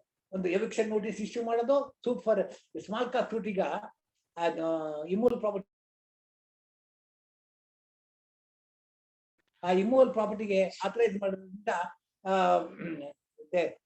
ಸ್ಮಾಲ್ ಕಾಸ್ಟ್ ಸೂಟ್ ಸಹ ರಿಕವರಿ ಸೂಟ್ಗೆ ನಡ್ಕೊಂಡು ಹೋಗ್ತಾರೆ. ಸ್ಮಾಲ್ ಕಾಸ್ಟ್ ಸೂಟ್ಗೆ ಒಂದು ಹೊಸ ಅನುಭವ ಏನಿದೆ ಅಂತಂದ್ರೆ, ನೀವು ಆ ಇಶ್ಯೂಸ್ ಎಲ್ಲ ಫ್ರೇಮ್ ಮಾಡಬಾರ್ದು. ಹಾಗೆ ಮಾಡ್ಕೊಂಡು ಈ ಎಕ್ಸ್ಪಾರ್ಟೆಡ್ ಡಿಗ್ರಿ ಇಟ್ಕೊಂಡು ಎಕ್ಸ್ಪಾರ್ಟೆಡ್ ಡಿಗ್ರಿ ಮಾಡ್ಕೊಂಡು ಅಲ್ಲಿ ಪೊಲೀಸ್ ಹೆಲ್ಪ್ ತಗೊಂಡು ಸಾಧ್ಯ ತಗೊಂಡು, ಇದಕ್ಕೋಸ್ಕರ ಕೋರ್ಟ್ನವರು ಬಹಳ ಎಚ್ಚರಿಕೆ ವಹಿಸಿ ಒಂದು before issuing the warrant you must take all precautionary methods ಅಂತ ನಾವು ಅದನ್ನು ನೋಡ್ಕೋಬೇಕು. ದೆನ್ ಸಬ್ಸ್ಟಿಟ್ಯೂಟ್ ಸರ್ವಿಸ್ ಬಗ್ಗೆ ನಾನು ಹೇಳ್ತಾ ಇದ್ದೆ. ಆರ್ಡರ್ 5 ರೂಲ್ಸ್‌ನಲ್ಲಿ ತಮಟೆ ಬಳಸೋದಕ್ಕೆ ಕೇಳ್ತಾರೆ. ರಿಜಿಸ್ಟರ್ ಪೋಸ್ಟ್ ತಗೊಳ್ಳಿ, ಕೊರಿಯರ್ ಇದೆ, ಆಮೇಲೆ ಏನು ಇಲ್ಲದೆ ಇದ್ರು ಸಹ ಇಮೇಲ್ ಕಳಿಸಿ, ವಾಟ್ಸಪ್ ಅಲ್ಲಿ ಕಳಿಸಿ, ಲೆಟ್ಸ್ ಸಿ ದಿ ರೆಫರೆನ್ಸ್ ಅಂತೇಳಿ. ಅವಾಗ ವಕಾಲತ್ತಲ್ಲಿ ಆ ವಕೀಲರದು ಫೋನ್ ಇರುತ್ತೆ, ಆ ಫೋನ್ನಲ್ಲಿ ವಾಟ್ಸಪ್ ಇದೆ ನೋಡ್ಕೊಂಡು ಮಾಡ್ಬೋದು. ಅಥವಾ ಈಗ ಏನಾಗಿದೆ ಅಂತಂದ್ರೆ ಬಾರ್ ಕೌನ್ಸಿಲ್ ಮೇಲೆ ನಮಗೆ ಎಲ್ಲಾರು ಸಹ ನಮ್ಮ ಮೇಲ್ ಐಡಿ ಮತ್ತು ವಾಟ್ಸಪ್ ನಮ್ಮ ಬಾಕಿ ಫೋನು ಎಲ್ಲಾನು ಸಹ ಇಟ್ಕೊಂಡಿರ್ತಾರೆ. ನಮ್ಮ ಏನಾಗಿದೆ ಅಂದ್ರೆ ನಿಮ್ ಫೋನ್ ತಗೊಂಡ್ಬಿಟ್ಟು ನಿಮ್ ಡ್ರೈವಿಂಗ್ ಲೈಸೆನ್ಸ್ ಹೇಳ್ತಾರೆ, ನಿಮ್ ಫೋನ್ ತಗೊಂಡ್ಬಿಟ್ಟು ನಿಮ್ ಪಾಸ್ಪೋರ್ಟ್ ನಂಬರ್ ಹೇಳ್ತಾರೆ, ನಿಮ್ ಡ್ರೈವಿಂಗ್ ಲೈಸೆನ್ಸ್ ತಗೊಂಡು ನಿಮ್ ಬ್ಯಾಂಕ್ ಅಕೌಂಟ್ಗಳ ಯಾವ್ಯಾವ ಬ್ಯಾಂಕ್ ಅಲ್ಲಿ ಇದೆ ಅಂತ ಹೇಳ್ತಾರೆ, ಪ್ಯಾನ್ ನಂಬರ್ ಹೇಳ್ತಾರೆ. ಅದರಿಂದ ಎಲ್ಲ ಇಂಟರ್ ಕನೆಕ್ಟ್ ಆಗಿದೆ. ಬೈಬೇಡಿ ಯಾರು ಆಧಾರದಿಂದ ಬಂತು ಅಂತ. Aadhaar is one of the mistake. So ಅದಕ್ಕೋಸ್ಕರ ಆರ್ಡರ್ 5 ರೂಲ್ 20 ಅಲೋ ಮಾಡುವಾಗ ಬಹಳ ಎಚ್ಚರಿಕೆ ವಹಿಸಿ ಅಂತ ನನ್ನ ಪ್ರಾರ್ಥನೆ. Then come to this order 7 regarding plaint. Essential thing is order 7 rule 11 ನೀವು ನೋಡ್ಕೋಬೇಕು. ಆರ್ಡರ್ 7 ರೂಲ್ 14 ಒಳಗೆ ಡಾಕ್ಯುಮೆಂಟ್ ಹಾಕೋದಕ್ಕೆ ಅವಕಾಶ ಇದೆ, ಅದನ್ನು ನೋಡ್ಬೇಕು. Then if you permit me I will go to order 8. Order 8 ನಲ್ಲಿ ರಿಟರ್ನ್ ಸ್ಟೇಟ್ಮೆಂಟ್ ಹಾಕೋದಕ್ಕೆ ಒಂದು ವ್ಯವಸ್ಥೆ ಮಾಡಿರ್ತಾರೆ. ಅದು ಪ್ರತಿ ಅವರ್ಮೆಂಟ್ ಸಹ ನಾವು ಮೀಟ್ ಮಾಡದೇ ಇದ್ರೆ it deem to be admitted ಅಂತೆ. ನಾನು ಇದಕ್ಕೋಸ್ಕರ ಇದಕ್ಕೆ ಕ್ಲೆವರ್ ಲಾಯರ್ಸ್ ಏನ್ ಮಾಡ್ತಾರೆ ಅಂದ್ರೆ, except in so far as the admissions made herein all the governments different ಅಲ್ಲಿ ನಿಮ್ದು ನಿಮ್ ತಂದೆ ಹೆಸರು ನಿಮ್ಮ ಅಡ್ರೆಸ್ ಬರೆದಿರುತ್ತೆ, ಅದು ಸುಳ್ಳು ಅಂತ ಹೇಳ್ತೀವಿ. ಏನಾಗುತ್ತೆ ಅಂತ ಹೇಳಿದ್ರೆ, ಸುಳ್ಳು ಹೇಳಕ್ ಶುರು ಮಾಡಿದ್ಮೇಲೆ ಮಿತಿ ಇಲ್ಲ. ನಾವು that's what the order 8 will say. Take out particular paragraph, deny that statement in the written statement. ಇಲ್ಲ, ನಾವು ಜನರಲ್ ಎಲ್ಲ you are denying the age, denying the sex, denying the address, all this thing. ಎಲ್ಲಿ ಹೋಗ್ತೀವಿ ನಾವು? ಇದು ಅಂಧ ಕಾನೂನಕ್ಕೆ ನಾವೇ ಒಂದು illustration. Then kindly come to counter claim under order 8 rule 6A. Counter claim ಮಾಡ್ಬೇಕಾದಕ್ಕೆ ಒಂದು ಅವಕಾಶ ಇದೆ. ಅದನ್ನ ವಿತಿನ್ 30 days ಸರಿ ಹಾಕಕ್ಕೆ ಸಂಬಂಧ ಜಾರಿ ಆದ್ಮೇಲೆ ವಿತಿನ್ 30 days ಅಲ್ಲಿ ಮಾಡಬೇಕು, ಕೌಂಟರ್ ಕ್ಲೈಮ್ ಮಾಡಬೇಕು. ಕಮರ್ಷಿಯಲ್ ಕೋರ್ಟ್ಲೆ 120 ದಿವಸ ಇದೆ, ಇಲ್ಲಿ ಇದರೊಳಗೆ 90 days ಇದೆ. ಕೌಂಟರ್ ಕ್ಲೈಮ್ಗೆ 2 ಒಂದೇ ಇದೆ, ಗಮನಿಸ್ಕೊಳ್ಳಿ. Then we have third party proceedings ಅಂತ ಆರ್ಡರ್ 8 ರೂಲ್ಗೆ ಇದೆ, ಅದನ್ನು ಹೆಚ್ಚು ಅವಕಾಶ ಕೊಡಬೇಡಿ. We have certain positions like ನೀವು ಜಡ್ಜ್ಗಳಾಗ್ತಾ ಇದ್ರಿಂದ ಫ್ಯೂಚರ್ ಜಡ್ಜ್ ಆಗ್ತಿದ್ದ order 10 order X, order 10 roman X. ಇದೇನದು? Before raising the issues put the parties to witness box and elicit question. This is the duty of the judge, not the lawyer. ನನಗೆ ನಾನು profession ಬಂದಾಗ ಕೇವಲ ಅವಾಗ 3 ಕೊಟ್ಟಿದ್ದು: principal munsif, additional munsif, second munsif ಗ್ರಾಮಾಂತರ, principal munsif, additional munsif urban. ಈ ಗ್ರಾಮಾಂತರ ಕೋರ್ಟ್ಗಳಿಗೆ ಕೋಲೆ ಹಿಡ್ಕೊಂಡು ಪಾಪ ಅವನು ಯಾವತ್ತೋ ಪಾಪ ಅಂಗಡಿ ಕೊಂಡ್ಕೊಂಡಾಗ ಶರ್ಟು ಅದೇ ಶರ್ಟ್ ಹಾಕೊಂಡಿರ್ತಾನೆ, ಒಂದು ಪಂಚಾಯತ್ ಅಂತ ಮಂಡಿ ಮೇಲೆ ಕಟ್ಕೊಂಡಿರ್ತಾರೆ, ಮಲಿಕೊಳ್ಳೋ ಹಾಕ್ತಕ್ಕಂಥ ದುಪ್ಪಟ್ಟ ಅದನ್ನ ತಲೆ ಕಟ್ಕೊಂಡಿರ್ತಾನೆ, ಕೋಲ್ ಹಿಡ್ಕೊಂಡ್ ಬಂದಿರ್ತಾನೆ. ಅವನು ಬಂದ ಎಲ್ಲೇ ನಾನು ಒಂದ್ಸಾರಿ ಬರ್ತಾ ಸ್ವಾಮಿ ಲಾಯರು ಅಂತ ಹೇಳ್ದ, ಇಟ್ರು. ಆಯ್ತು. 2ನೇ ಸಾರಿ ಕೂಗಿದ್ರು, ಅದು ಉತ್ತರ ಕೊಟ್ಟಿರ್ತಾರೆ. 3ನೇ ಸಾರಿ ಜಡ್ಜು ನೀನ್ ನೋಡಿ ಕೇಸ್ ನೀನ್ ತೀರ್ಮಾನ ಮಾಡ್ಬಿಡ್ತೀನಿ ನಿನ್ಗೆ ಅಗೇನೆಸ್ಟ್ ಆಗಿ ಅಂತ ಹೇಳಿ ಹೆಕ್ಕೋದಾಗ ಅವಾಗ ಇವನು ಹೇಳ್ತಾನೆ, ಎಷ್ಟು ಚೆನ್ನಾಗಿ ಹೇಳ್ತಾನೆ ಅಂದ್ರೆ, ಕಳ್ಳನ ಮಗ ನೋಡಿ ಸ್ವಾಮಿ, ಬೆಳಿಗ್ಗೆ ತಾನೇ 10 ರೂಪಾಯಿ ಕೊಟ್ಟಿಟ್ಬಿಟ್ಟಿದ್ದೀನಿ, ಬರ್ಲೇ ಇಲ್ವಲ್ಲ ನನ್ನ ಮಗ. ಜಡ್ಜು ಸಾಕಪ್ಪ ನಿಂದು ಅಡ್ಜಸ್ಟ್ಮೆಂಟ್ ಮಾಡಿ ಕಳ್ಸ. ಹಾಗೆ ನಮ್ಮ ಕ್ಲೈಂಟ್ಸ್ ನ ಡೀಲ್ ಮಾಡೋದು ಹೇಗೆ ಅನ್ನೋದನ್ನ ಜಡ್ಜ್ಗಳು ತಿಳ್ಕೋಬೇಕಾಗುತ್ತೆ. ನಾವು ವಿಪರೀತ ಜುಲ್ಮ್ ಹಾಕಿದ್ರೆ ಅದು ಲಾಯರ್ಗಳಿಗೆ ಅವರು ಸ್ವತಃ ಅವನೇನ್ ಮಾತಾಡೋದಿಲ್ಲ, ಅವ್ನು ಹೇಳಿರ್ತಾನೆ, ಸ್ವಾಮಿ ಇಲ್ಲ ದುಡ್ಡು ಕೊಟ್ಬಿಟ್ಟಿದೀನಿ ಬರ್ತಾರೆ ಸ್ವಾಮಿ ಹೇಳ್ತಾರೆ, ಒಗ್ಗರಣೆ ಹಾಕಿ ಹೇಳೇ ಬಿಟ್ಟ. ಹಾಗೆ ನಾನು ಶುರುವಿನಲ್ಲಿ ಇದ್ದಾಗ ಇದನ್ನ ನೋಡಿದ್ದೆ, ಏನಪ್ಪಾ ಹೀಗೆಲ್ಲ ಮಾತಾಡ್ತಾರೆ ಕೋರ್ಟು ಮತ್ತು ಕಕ್ಷಿಯಾರು ಅಂತ. ಆಮೇಲೆ ಬರ್ತಾ ಅರ್ಥವಾಯ್ತು, court is the only place where truth is not told. ಎಂಥ ಅನ್ಯಾಯ ನೋಡಿ. ನಾವು ಕೋರ್ಟ್ಗೆ ಆ ಹೊಸಲು ದಾಟಕ್ಕೆ ಮುಂಚೆ ತಲೆ ಬಾಗ್ತೀವಿ, ಕೈ ಮುಗಿತೀವಿ, ಕೋರ್ಟಿಂದ ಹೊರಡುವಾಗ ಕೈ ಮುಗಿತೀವಿ, ಹೊರಡ್ತೇವೆ, ಬೆನ್ ತೋರಿಸೋದಿಲ್ಲ ಕೋರ್ಟ್ಗೆ, ನಾವು ಕಾಲ ಮೇಲೆ ಕಾಲ ಹಾಕೊಂಡು ಕೂತ್ಕೊಳ್ಳೋದಿಲ್ಲ, ಇಷ್ಟೆಲ್ಲ ಮರ್ಯಾದೆ ಕೊಡ್ತೀವಿ. ಆದ್ರೆ ನಮ್ಮ ಅವಸ್ಥೆ ಎಷ್ಟಾಗಿದೆ ಅಂತ ಹೇಳಿ ನೋಡ್ಕೋಬೇಕು. ಇದಕ್ಕೆ ಘನತೆಗೆ ನಾವು ಉತ್ತೇಜನ ಮಾಡಬೇಕು. ನಾವು ಕೋರ್ಟಿನ ಘನತೆ ಹೆಚ್ಚಾಗದೆ ಇದೆ, ನಮ್ಮ ಘನತೆ ಹೆಚ್ಚಾಗುದಿಲ್ಲ. ಇದಕ್ಕೋಸ್ಕರ ನಾವು ಸುಳ್ಳನ್ನು ಹೇಳೋದ್ರಿಂದ ಒಂದು ಈಗ ಅವರ ಬಿಡಿ ಬಿಡಿ ಅಂತ ಜಡ್ಜ್ಗಳು ಈ ಮಟ್ಟಕ್ಕೆ ಬಂದಿದ್ದಾರೆ. ಅವ್ರು ಬಿಡಿ ಅವರು ಸಂಜೆ 5 ಗಂಟೆ ಬಂದು ಡೇಟ್ ತಗೊಂಡು ಹೋಗ್ತಾರೆ, ಮಾತ್ರ ಅವರು ಬರಲ್ಲ. ಈ ತರ ಎಲ್ಲ ಇದಕ್ಕೆಲ್ಲ ಅವಕಾಶ ಕೊಡಬಾರ್ದು. ನೀವು ಜಡ್ಜ್ ಆಗಿದ್ದಾಗ ಒಂದು ಒಳ್ಳೆ ಮಾತಲ್ಲಿ ನೀವು ಬಹುಚಿಂತನೆ ಮಾತಾಡ್ತೀವಿ, ಒಳ್ಳೆ ಮಾತಾಡ್ಬಿಟ್ಟು ಅವ್ರ ಹೃದಯ ಗೆಲ್ಲಿ, ಅವರ ಮನಸ್ಸು ಮತ್ತು ಹೃದಯ ಗೆಲ್ಬೇಕು. ಅದನ್ನ ಮಾಡ್ಕೋಬೇಕು. ಯಾಕೆಂತಂದ್ರೆ ಕಕ್ಷಿಗಾರನ್ನ ಬಿಟ್ಟು ಕಿಟ್ಲೆ ಮಾಡ್ತಾರಲ್ಲ, ಆ ಕ್ರಮ ನಿಲ್ಲಿಸ್ಬೇಕು ನೀವು. Thank you. Next will have to go to this order 14 issues ಅಲ್ಲಿ, if issues are not raised, if no issue is raised from the defendant, how can you say the trial is properly done? Trial is vitiated. ಇದನ್ನ justice Ravindra ಅವರು ಬಹಳ ಚೆನ್ನಾಗಿ ಹೇಳ್ತಾರೆ. 2008 volume 4 SCC 594 ಎಂಥ decision ಅಂತೀರಾ, paragraph 13-14 ನಲ್ಲಿ ಅದು ಕೇಳ್ತಾರೆ. ಎಷ್ಟು ಚೆನ್ನಾಗಿ ಇಶ್ಯೂಸ್ ರೈಸ್ ಮಾಡದೇ ಇದ್ರೆ ಟ್ರಯಲ್ ಇಸ್ ವಿಷಿಯೇಟೆಡ್ ಅಂತ ಹೇಳ್ತಾರೆ. ಅದಕ್ಕಿಂತ ಬೇಕೆ. ಅದರಿಂದ ಆರ್ಡರ್ 14 ನಲ್ಲಿ ಅಗತ್ಯ ಇದೆ. Then kindly come to this will straight go to the order 18 where evidence is to be recorded. ಈಗ ಒಂದು ಹೊಸ ಕ್ರಮ ಬಂತು 2002 ಇಂದ. ಏನ್ ಮಾಡ್ತಿದ್ವಿ ನಾವು, ಈ ಎವಿಡೆನ್ಸ್ ನ ಒಂದು ಸಾಕ್ಷಿ ಪಟ್ಟಿ ನೀವು ಕೊಡ್ತೀರಾ, ಅದ್ರ ಬದಲು ಅದ್ರ ಜೊತೆಗೆ ನಿಮ್ಗೆ affidavit in leave of evidence ಅಂತ ಕೊಡ್ತೀವಿ. if there are tribal issues ಇದ್ದು, if a judgment is to be rendered by reason and it's an elaborate finding, and if it is appealable, then cross examination is to be given. ಇಲ್ಲದೇ ಇದ್ರೆ cross ಎಕ್ಸಾಮಿನೇಷನ್ಗೂ ಸೀಮಿತ ಮಾಡಿದ್ದಾರೆ. ಇವ್ರನ್ನ affidavit ಹಾಕಿ ನೀವು affidavit ಹಾಕಿ ನಾವು ತೀರ್ಮಾನ ಮಾಡ್ತೀವಿ ಅಂತ ಹೇಳ್ತಾರೆ. ಅದಾಗುದಿಲ್ಲ. Order 18 Rule 4 is essential. It says that if there are tribal issues and the appeal is provided, you have got to record cross examination. Then after that we'll go to order 20, that is dealing with judgment. This is essentially meant for judicial officers. After the arguments are heard and the matter is resolved, if the party dies, a loss need not be brought on record. ಎಂತ ಕಾನೂನು ಇದೆ ನೋಡಿ. Arguments ಮಾಡಿದ್ಮೇಲೆ ಕಕ್ಷಿಗಾರನ್ನ ಅದು ಅಲ್ಲಿ ಮತ್ತು ಅಥವಾ ವಕೀಲರ ಪಾರ್ಟಿಸಿಪೇಷನ್ ಇಲ್ಲ, ಅದರಿಂದ ಅವ್ರಿಗೆ ಅಲ್ಲಿ ಸಾವೇನೋ ಆದ್ರೂ ಸಹ ಅವ್ರನ್ನೇನು ಕೇಳುವ ಹಾಗಿಲ್ಲ. ಜಡ್ಜ್ ತೀರ್ಮಾನ ಮಾಡಬೇಕು. ಜಡ್ಜ್ ತೀರ್ಮಾನ ಮಾಡಿದ್ಮೇಲೆ ಜಡ್ಜ್ಮೆಂಟ್ ಆಗುತ್ತೆ. ವರದಿದಾರರು on after hearing the argument, in the case of post judgment he died, therefore they have the right of appeal. The aggrieved party can say this and it is permitted. ಎಷ್ಟು ಚೆನ್ನಾಗಿದೆ ನೋಡಿ order. ಆಮೇಲೆ order 20 ಒಳಗೆ ಏನೇನು ಬರೀಬೇಕು, ಇದನ್ನ ಮಾಡಬೇಕು, ಹೇಗೆ ಮಾಡಬೇಕು ಅಂತ ತುಂಬ ಕೊಟ್ಟಿದ್ದಾರೆ. ಇದು purely meant for the judges. ಅದರಿಂದ ತಾವುಗಳು ಅದು ಗಮನ ಕೊಟ್ಟು ನೋಡ್ಕೊಳ್ಳಿ. Then comes order 21. ನಮಗೆ ಆರ್ಡರ್ 21 ಅಂತಂದ್ರೆ ಅದು ಕೋಡ್ ಬೈ ಇಟ್ಸೆಲ್ಫ್. ಎಷ್ಟು ಚೆನ್ನಾಗಿದೆ ಅಂತ ಹೇಳಿದ್ರೆ, ಯಾರು ಆರ್ಡರ್ 21 ಒಳಗೆ ಪರಿಣಿತರು ಇರ್ತಾರೋ ಅವರಿಗೆ ಕೇಸ್ ಅದರೊಳಗೆ ನಮ್ಮ ಕಾನೂನಿನಲ್ಲಿ ಕೋರ್ಟ್ನಲ್ಲಿ ಅವರಿಗೆ ಸೋಲಿಲ್ಲ. ಯಾರು ಆರ್ಡರ್ 21 ಮಾಸ್ಟರ್ ಮಾಡ್ಕೊಂಡಿರ್ತಾರೋ, ಯಾರು ಆರ್ಡರ್ 21 ಸುಲಭವಾಗಿ ಉಪಯೋಗಿಸೋ ಶಕ್ತಿ ಇದೆಯೋ, ಯಾರು ಆರ್ಡರ್ 21 ಮಲಗಿದ್ದಾಗ್ಲೂ ಸಹ ಪಟಪಟ ಅಂತ ಹೇಳ್ತಾರೋ ಅವರಿಗೆ ಕೋರ್ಟ್ನಲ್ಲಿ ಸೋಲಿಲ್ಲ. ಅಂಥ ಚತುರತೆ ಬರುತ್ತೆ, ವಿದ್ವಾಂಸರಾಗ್ತಾರೋ. ಅದನ್ನ ನಮ್ಗೆ ಆರ್ಡರ್ 21 ನೋಡ್ಕೊಳ್ಬೇಕು. ಆರ್ಡರ್ 21 ತುಂಬಾ ಇದೆ. ಅದನ್ನ ಒಂದು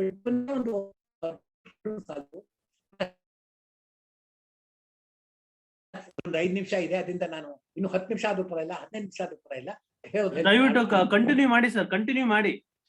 ಥ್ಯಾಂಕ್ ಯು. ಕಂಟಿನ್ಯೂ ಮಾಡಿ ಸರ್. ಎಲ್ಲ ಜರ್ಮನ್ ಸೋಲ್ಜರ್ಸ್ ತರ ರೈಟ್ ಅಬೌಟ್ ತರ ಹೇಳ್ತಿರೋ ಅನ್ಕೊಂಡೆ. ಇಲ್ಲ ದಯವಿಟ್ಟು ಕಂಟಿನ್ಯೂ ಮಾಡಿ. ಒಳಗೆ ನೀವು ನೋಡ್ಬೇಕಾದ್ದು ಆರ್ಡರ್ 21 Rule 2 ಸ್ಯಾಟಿಸ್ಫ್ಯಾಕ್ಷನ್. ನೀವು ಹಣ ಕೊಟ್ಬಿಟ್ಟು ಅವನಿಗೆ ಅವ್ರ ಮನೆಗೆ ಹೋಗಿದ್ದೆ, ಮೊನ್ನೆ 2 ಕೈ ಕೊಟ್ಬಿಟ್ಟು ಬಂದೆ ಅಂದ್ರೆ ಆಗೋದಿಲ್ಲ. ಕೋರ್ಟ್ಗೆ ಸರ್ಟಿಫೈ ಮಾಡ್ಬೇಕು. ಕೋರ್ಟ್ಗೆ ಹೇಳಿ ನೀವು ನಾನು ಈ ತರ ಆ ದಿವಸ ಹೋಗಿದ್ದೆ, ಇಂಥವ್ರ ಮುಖ ಕೊಟ್ಟಿದ್ದೇನೆ, ಅವ್ರು ರಸೀತಿ ಕೊಡ್ಲಿಲ್ಲ, ನಾನು ಹಣ ಕೊಟ್ಟಿದ್ದೇನೆ ಅಂತ ಹೇಳ್ಬಿಟ್ಟು ಹೇಳಿದ್ರು. ಅದಕ್ಕೆ ಅವ್ನು ಅಬ್ಜೆಕ್ಷನ್ ಹಾಕಿದ್ರೆ ಎಂಕ್ವೈರಿ ಆಗುತ್ತೆ, ಇಲ್ಲದ್ರೆ ಅಲ್ಲಿಗೆ ಮುಗಿಯುತ್ತೆ. ಯಾರಾದ್ರೂ ಸಹ ಹಣ ಕೊಟ್ಟು ತೀರ್ವಳಿ ಮಾಡ್ಕೊಂಡಿದ್ರೆ ಅವ್ರು ಕೋರ್ಟ್ಗೆ ತಿಳಿಸೋದಿಲ್ಲ ಆ ತೀರ್ವಳಿ ಆಗ್ಲಿಲ್ಲ ಅಂತ. ಕೆಲವ್ರು ಹೇಳ್ತಾರೆ, ಪೆನ್ ಇಲ್ಲ, ಪೇಪರ್ ಇಲ್ಲ, ಆಮೇಲೆ ಬಾ ಕೊಡ್ತೀನಿ ಅಂತ. ಆಮೇಲೆ ಬಂದು ಬಗಲಾಕೊಂಡು ಹೋಗಿರ್ತಾರೆ. ಹಣ ಕೋರ್ಟ್ಲಿ ಸ್ವಾಮಿ ದುಡ್ಡು ಬಂದಿಲ್ಲ ಅಂತಾರೆ. ಇದನ್ನ ತಪ್ಸಕ್ಕೋಸ್ಕರ ಆರ್ಡರ್ 21 ರೂಲ್ 2 ಸರ್ಟಿಫೈ ಮಾಡ್ಬೇಕು ಅಂತ ಹೇಳುತ್ತೆ. ಆಮೇಲೆ ಮೋಡ್ ಆಫ್ ಎಕ್ಸಿಕ್ಯೂಷನ್ಗೆ ಆರ್ಡರ್ 21 ರೂಲ್ 10 ಒಳಗೆ ಓರಲ್ ಅಪ್ಲಿಕೇಶನ್. ನಾನು ಯಾತಿಗೆ ಓರಲ್ ಅಪ್ಲಿಕೇಶನ್ ಅಂತ ಹೇಳ್ತೀನಿ ಅಂದ್ರೆ, ನಾನು ತಕ್ಷಣ ಬಂದು ಹೊಸದು ಒಂದು ಮೋಟರ್ ವೆಹಿಕಲ್ಸ್ ಕ್ಲೈಮು ಇತ್ತು. A German couple had come and they had hired A vehicle. ಯಾವಾಗ ಬೆಂಗಳೂರಿನಲ್ಲಿ ಡ್ರೈವ್ ಯುವರ್ ಓನ್ ವೆಹಿಕಲ್ ಅಂತ ಹೇಳ್ಕೊಡೋರು, ಒಂದು ದಿವಸಕ್ಕೆ ಇಷ್ಟು ಹಣ ಇಸ್ಕೊಳ್ಳೋರು. ಅವ್ರ ಪಾಸ್ಪೋರ್ಟ್ನ ಅವ್ರ ತೆಗೆಸ್ಕೊಂಡ್ರು, ಕಾರ್ಡ್ ಕೊಟ್ಟಿರೋದು, ಮಾಡ್ಕೊಂಡು ಓಡೋದು. ಒಂದು ಕಡೆ ಆಕ್ಸಿಡೆಂಟ್ ಆಯ್ತು. ಆಕ್ಸಿಡೆಂಟ್ ಆಗಿ ಅವ್ರಿಗೆ ಅದು ಹೆಣ್ಮಗಳಿಗೆ ತೊಂದರೆ ಆಯ್ತು. Then police Upparpet police station corporation ಎದುರುಗಡೆ ಇದೆಯಲ್ಲ, ಅಲ್ಲಿ ರಿಜಿಸ್ಟರ್ ಆಯ್ತು ಅವ್ರ ಮೇಲೆ. ದೆನ್ ನಾನು ಮತ್ತು ಜಸ್ಟ್ ಮಲ್ಲಂತಿನ ಅವ್ರು ತೀರ್ಕೊಂಡಿದ್ದಾರೆ. ಈಗ ಅವರು we filed a claim petition ಹಾಕಿ ಪೊಲೀಸ್ಗೆ ಸ್ಟೇಷನ್ಗೆ ಕೊಡ್ಸಿ ನೋಡಿ ಸಭಾ ಇತ್ತು. ಮತ್ತೆ ಏನು ಇಷ್ಟೊಂದು ಇವತ್ತೇ ಹಾಕ್ಬಿಟ್ಟು ಮತ್ತೆ ಇಲ್ಲ, ಅವ್ರು ಫಾರಿನರ್ಸು, ಅವರು ಈಗ ಹೊಟ್ಟೋಗ್ತಾ ಇದ್ದಾರೆ. ಪಾಸ್ಪೋರ್ಟ್ ಪೊಲೀಸ್ ಸ್ಟೇಷನ್ ಇದೆ, ಅವ್ರ ಪೊಲೀಸ್ ಸ್ಟೇಷನ್ ಪಾಸ್ಪೋರ್ಟ್ ಇಲ್ಲಿ ತರಿಸ್ಬೇಕು. ನಂತರ ಅವ್ರಿಗೆ ಅಲ್ಲೇ ಜಾರಿ ಮಾಡಿಬಿಟ್ಟು ತೀರ್ಮಾನ. ನಾನು ದೊಡ್ಡ ಸಭಾ ಆಯ್ತು, GN ಸಭಾ ಆಯ್ತು ಅಂತಿದ್ದು. ಅವರ ಮಗ VG ಸಭಾ ಆಯ್ತು. ಈಗ VG ಸಭಾ ಆಯ್ತು, ಅವರು ಜಡ್ಜ್ ಆಗಿರೋ ಹೈಕೋರ್ಟ್ಲಿ. ನಾನು ಟಾಕಿಂಗ್ ಅಬೌಟ್ GN ಸಭಾ ಆಯ್ತು. GN ಸಭಾ ಆಯ್ತು ಎಂತ ಮಾಡುದು ಅಂತಂದ್ರೆ, ಅವತ್ತಿಂದ ಆ ಉಪ್ಪಾರಪೇಟೆ ಪೊಲೀಸ್ ಸ್ಟೇಷನ್ ಪಾಸ್ಪೋರ್ಟ್ ತರಿಸಿದ್ರು, ಅವ್ರ ಗಂಡ ಹೆಂಡತಿ ತರಿಸಿದ್ರು, ಎವಿಡೆನ್ಸ್ ಮಾಡಿಸಿದ್ರು. ಆ ಆಕೆಗೆ ಹಲ್ಲು ಮುರಿದೋಗಿತ್ತು, ಪೆಟ್ಟಿದ್ದೆ ಬಿದ್ದು. ನನಗೆ ಹೇಳಿದ್ರು 4 ಗಂಟೆಗೆ ಕರಿತೀನಿ, ಮತ್ತೆ ನೀನು ಒಬ್ಬ ಡೆಂಟಿಸ್ಟ್ ಕರ್ಕೊಂಬಂದು. ಅವ್ರು ನೋಡಿ ಒಬ್ಬ ಡೆಂಟಿಸ್ಟ್ ಕರ್ಕೊಂಡು ಈಗೇನಂತ ಅವನೇನೋ ಹೇಳ್ದ, ಈ ತರ ಮಾಡ್ಬೇಕು, ಇದಾಗಿದೆ, ಫಿಕ್ಸ್ ಮಾಡ್ಬೇಕು, ಆ ತರ ಮಾಡಕ್ಕೆ ಮಾಡಬೇಕು, ಒಂದು ಇಷ್ಟು ಖರ್ಚು ಆಗ್ತಿತ್ತು. ಅವನ ಎವಿಡೆನ್ಸ್ ತಗೊಂಡು ರೆಕಾರ್ಡ್ ಮಾಡಿ ಮರುದಿನ 8,000 ರೂಪಾಯಿ ಅವಾರ್ಡ್. ಆ ಕಾಲಕ್ಕೆ 8,000 ರೂಪಾಯಿ, ಈಗ 8 ಲಕ್ಷ. ಅದ್ ಬೇರೆ ವಿಷಯ. ಅದ್ ನಾ ಯಾತಿಗೆ ಹೇಳ್ತಾ ಇದ್ದೀನಿ ಅಂದ್ರೆ, ಈ ಓರಲ್ ಅಪ್ಲಿಕೇಶನ್ ಎಕ್ಸಿಕ್ಯೂಷನ್ ಹಾಕ್ಬೋದು ಅಂತ ಹೇಳಿಲ್ಲ, ಅದು ಕವಾಯತು ಮಾಡ್ಲಿಲ್ಲ. ಓರಲ್ ಅಪ್ಲಿಕೇಶನ್ ತಗೊಂಡು ಕೇಸ್ ತೀರ್ಮಾನ ಮಾಡಿ, ಕೇಸ್ ಜಾರಿ ಮಾಡಿ ಹಣ ತುಂಬಿಸೋದು. That is our judges. ನಮ್ಮ ಕರ್ನಾಟಕ ಹೈಕೋರ್ಟ್ ನಲ್ಲಿ ಜಡ್ಜ್ಗಳು ಅವರೊಂದು ಬಹಳ ಬೆಳಕನ್ನು ತೋರಿಸಿದ್ದಾರೆ ನಮ್ಮ ಇಲ್ಲಿ ಕರ್ನಾಟಕದ ಜನಗಳಿಗೆ. ಎಲ್ಲಿ ಯಾರು ಸಹ ಅವ್ರವ್ರ ನೋಡಿ, ನಾವುಗಳೆಲ್ಲ ಇಲ್ಲಿ ಮೊನ್ನೆ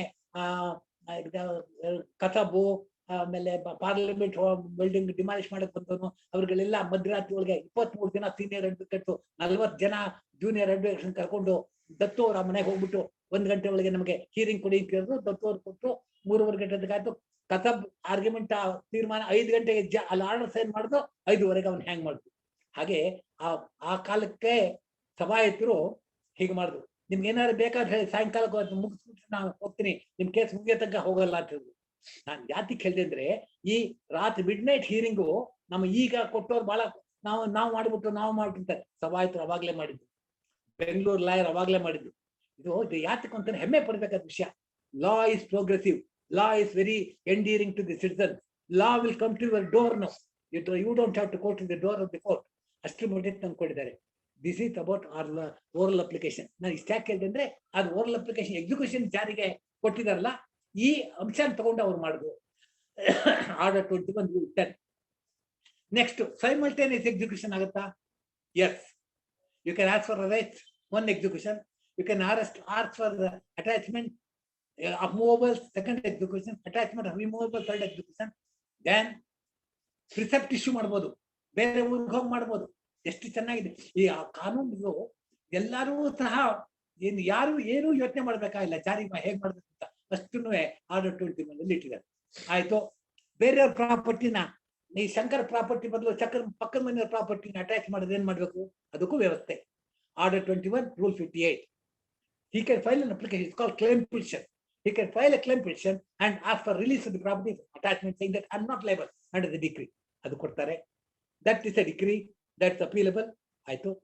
Then we have ಇದಕ್ಕೆ ಒಂದು ಎಂತ ಅಂತಂದ್ರೆ, ಒಳ್ಳೆ ಉಪಾಯ ಮಾಡಿದ ಲಾಯರ್ ಅಂದ್ರೆ, ಅರೆಸ್ಟ್ ಕೇಳಿದ್ರೆ ಐ ಹ್ಯಾವ್ ನೋ ಮೀನ್ಸ್ ಅನ್ನು.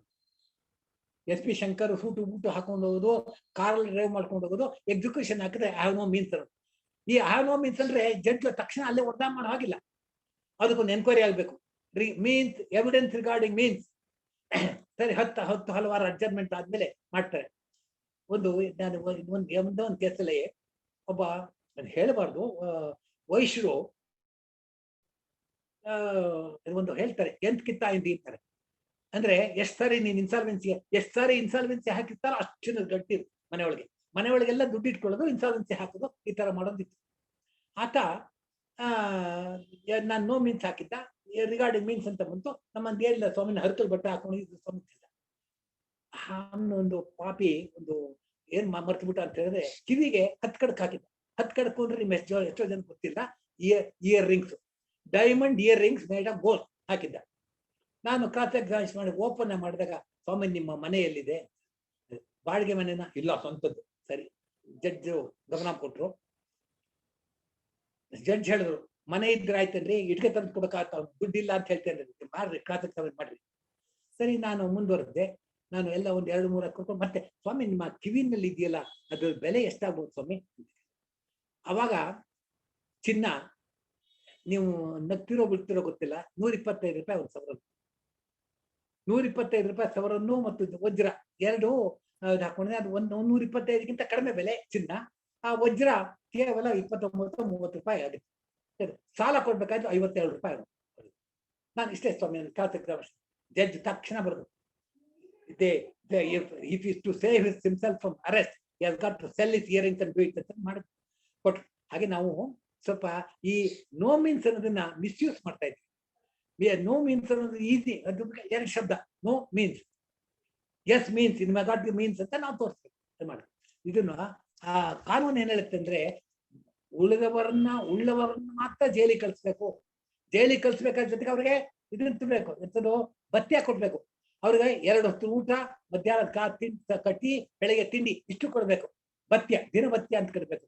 ಅವ್ನು ನಮ್ ದುಡ್ಡು ತಗೊಂಡೋಗಿದ್ದಾನೆ, ಅವ್ನ್ ಸಾಲ ತೀರ್ಸಿಲ್ಲ, ಅವ್ನ್ ಜೈಲಿಗೆ ಕಳಿಸ್ಬೇಕು ಅಂದ್ರೆ ಲಕ್ಸುರಿ ಇಷ್ಟು. ನಂತರ ಅವನ್ನ ನಾವು ಕಳ್ಸಿದ್ದೇ ಆದ್ರೆ, ಜೈಲಲ್ಲಿ ಇದ್ದಿದ್ದೇ ಆದ್ರೆ ಈ ಟೈಮ್ ಲಿಮಿಟ್ ಇದೆ, ಆ ಟೈಮ್ ಕಳೆದು ಹೋದ್ರೆ ಅವ್ನ ಸಾಲ ತೀರೋಯ್ತು. ನಿಮ್ಗೆಲ್ಲ ಗೊತ್ತಿರ್ಬೇಕು, ನಮ್ ಮುಂಚೆ ಬ್ಯಾಂಕ್ರಪ್ಸಿ ಆಕ್ಟ್ ಅಂತ ಇತ್ತು. ಈ ಬ್ಯಾಂಕ್ರಪ್ಸಿ ಆಕ್ಟ್ ಒಳಗೆ ಏನು ಅಂತಂದ್ರೆ, ಯಾರು ವಾಲಂಟ್ರಿ ಬ್ಯಾಂಕ್ರಪ್ಟ್ ಅಂತ ಕೇಳ್ತಾನೋ ಹಿ ಡಿಕ್ಲೇರ್ಡ್ ಬ್ಯಾಂಕ್ರಪ್ಟ್ ಅಂತ ಕಾನೂನು. ಈಗ ನನಗೆ ಕೊಡ್ಬೇಕಾದ ಹಣ ನಾವು ಕೊಡ್ಲಿಲ್ಲ ಅಂತ ಹೇಳಿದ್ರೆ ಅವನ ಮೇಲೆ ನಾನ್ ಬ್ಯಾಂಕ್ರಪ್ಸಿ ಹಾಕ್ಬೋದು. I got to prove that he is bankrupt. I got to prove that he is not bankrupt. He says bankrupt, I got to prove that he is not bankrupt.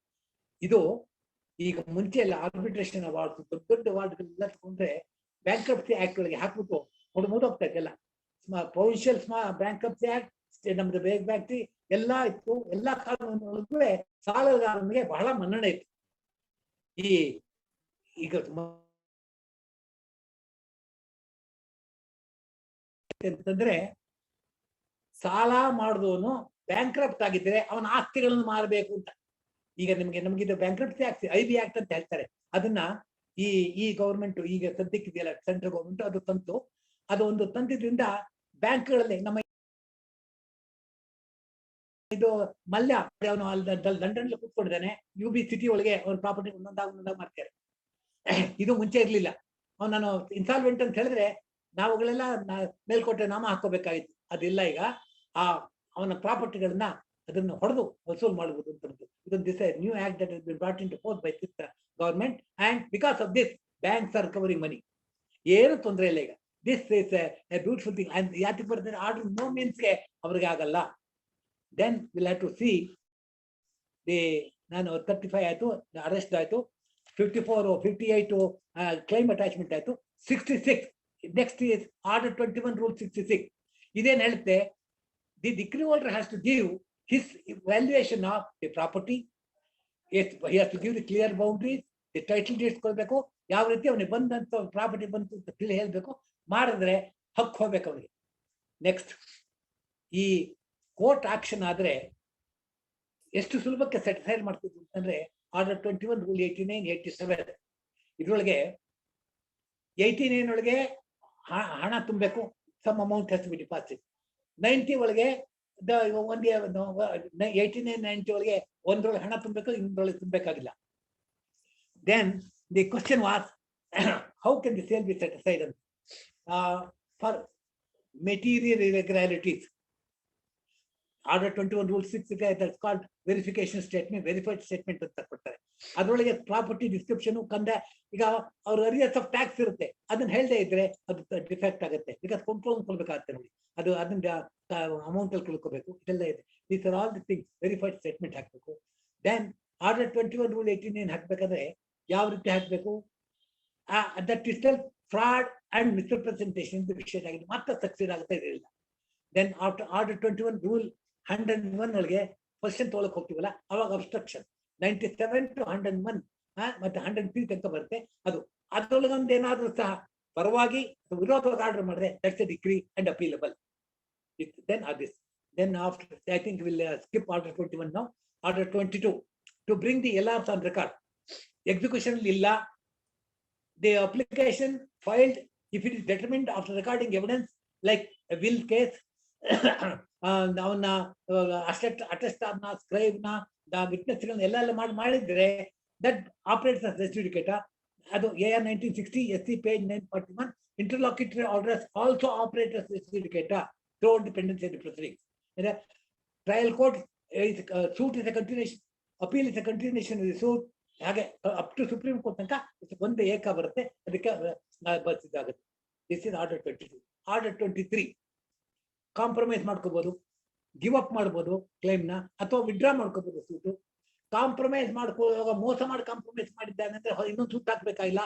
Order 23 rule 3(1)(a) ಅದರೊಳಗೆ provision ಕೊಟ್ಟು file an application enquiry held with same court which recorded the compromise and decide the matter. Order 23 I2. Then we have the other provisions of law which are less important. I think we are almost coming to an end to say that all that you have to say is whenever an occasion comes, do not ask anybody else to provision of law.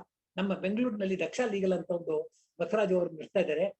ಬೆಳಗ್ಗೆ under what provision had to file the written statement ಅಂತ question ಕೇಳ್ತಾರೆ, 10 ಜನ ಉತ್ತರ ಕೊಡ್ತಾರೆ. ಇದು ಬಾರ್ದು. ನೀವು ಇನ್ನೊಬ್ಬರನ್ನ ಕೇಳೋ ಬದಲು ಕಾನೂನು ಕೇಳಿ. ಕಾನೂನು ಪ್ರತಿ ಸಾರಿ ಓದಾಗ್ಲೂ ಸಹ ಹೊಸ ಡೈಮೆನ್ಷನ್ ಬರುತ್ತೆ, ಎಲ್ಲ ಇದೆ. ಇದು ಇಷ್ಟ ಆಯ್ತು. ಆರ್ಡರ್ 21ಗೆ ನಾವು 6:10 ಆಯ್ತು. ಇನ್ನು ಒಂದು 20 ನಿಮಿಷ ಕ್ವಶನ್ ಅಂಡ್ ಆನ್ಸರ್ ಮಾಡೋಣ.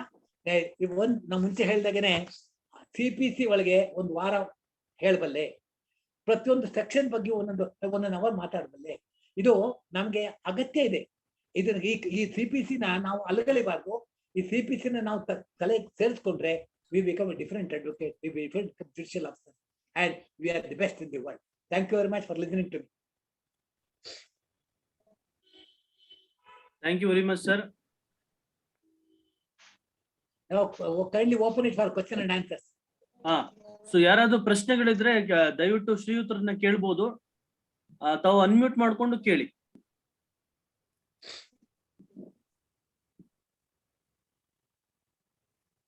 ಯಾರಾದ್ರೂ ಪ್ರಶ್ನೆಗಳನ್ನ ಕೇಳ್ಬೋದು. ಯಾರ್ದಾದ್ರು ಪ್ರಶ್ನೆಗಳಿದ್ಯಾ? ಪ್ರಶ್ನೆಗಳಿದ್ರೆ ತಾವು ಅನ್ಮ್ಯೂಟ್ ಅನ್ನ ಮಾಡ್ಕೊಂಡು ಶ್ರೀಯುತರು ಇದ್ದಾರೆ, ಅವ್ರನ್ನ ದಯವಿಟ್ಟು ಕೇಳಿ. ಬಹಳ ಅದ್ಭುತವಾಗಿ ನಮಸ್ತೆ ಸರ್.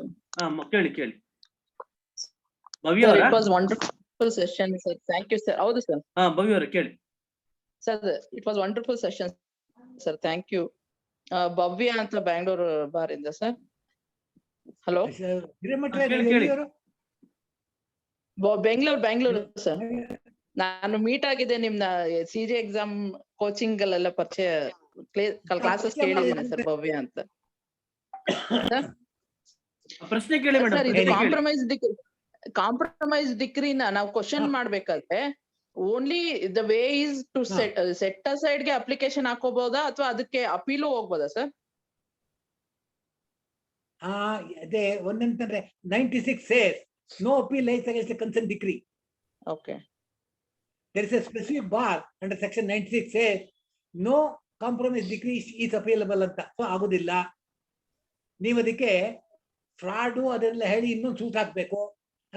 ಅದ್ರ ಬದಲು order 23 rule 3(1)(a) file an application explaining under what circumstances the consent decree is vitiated ಅಂತ. The same court, the same judge will hear it within 3 months. He must decide.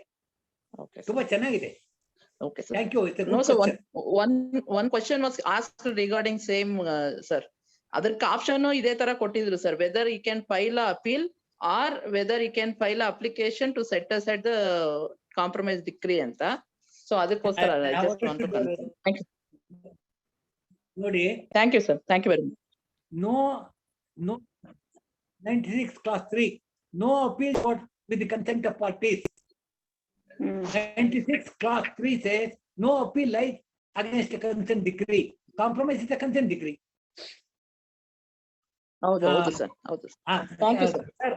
Professor sir, I forgot to mention one thing. Order 12, Rule 6. ಹೇಳ್ತಾರೆ sir, ಹೇಳಿ sir, ಹೇಳಿ sir. Order 12, Rule 6 is a very essential thing. ನಮ್ಮ especially judicial officer ತಿಳ್ಕೋಬೇಕು. ಏನಂತಿರುತ್ತೆ, a suit is filed for recovery of 10 lakhs. The defendant says, no, I want only 2 lakhs. I don't owe the other 8 lakhs. And dispute ಮಾಡ್ತಾರೆ. There could be a consent decree for 2 lakhs. Number 1. Number 2 is there are 4 defendants for partition.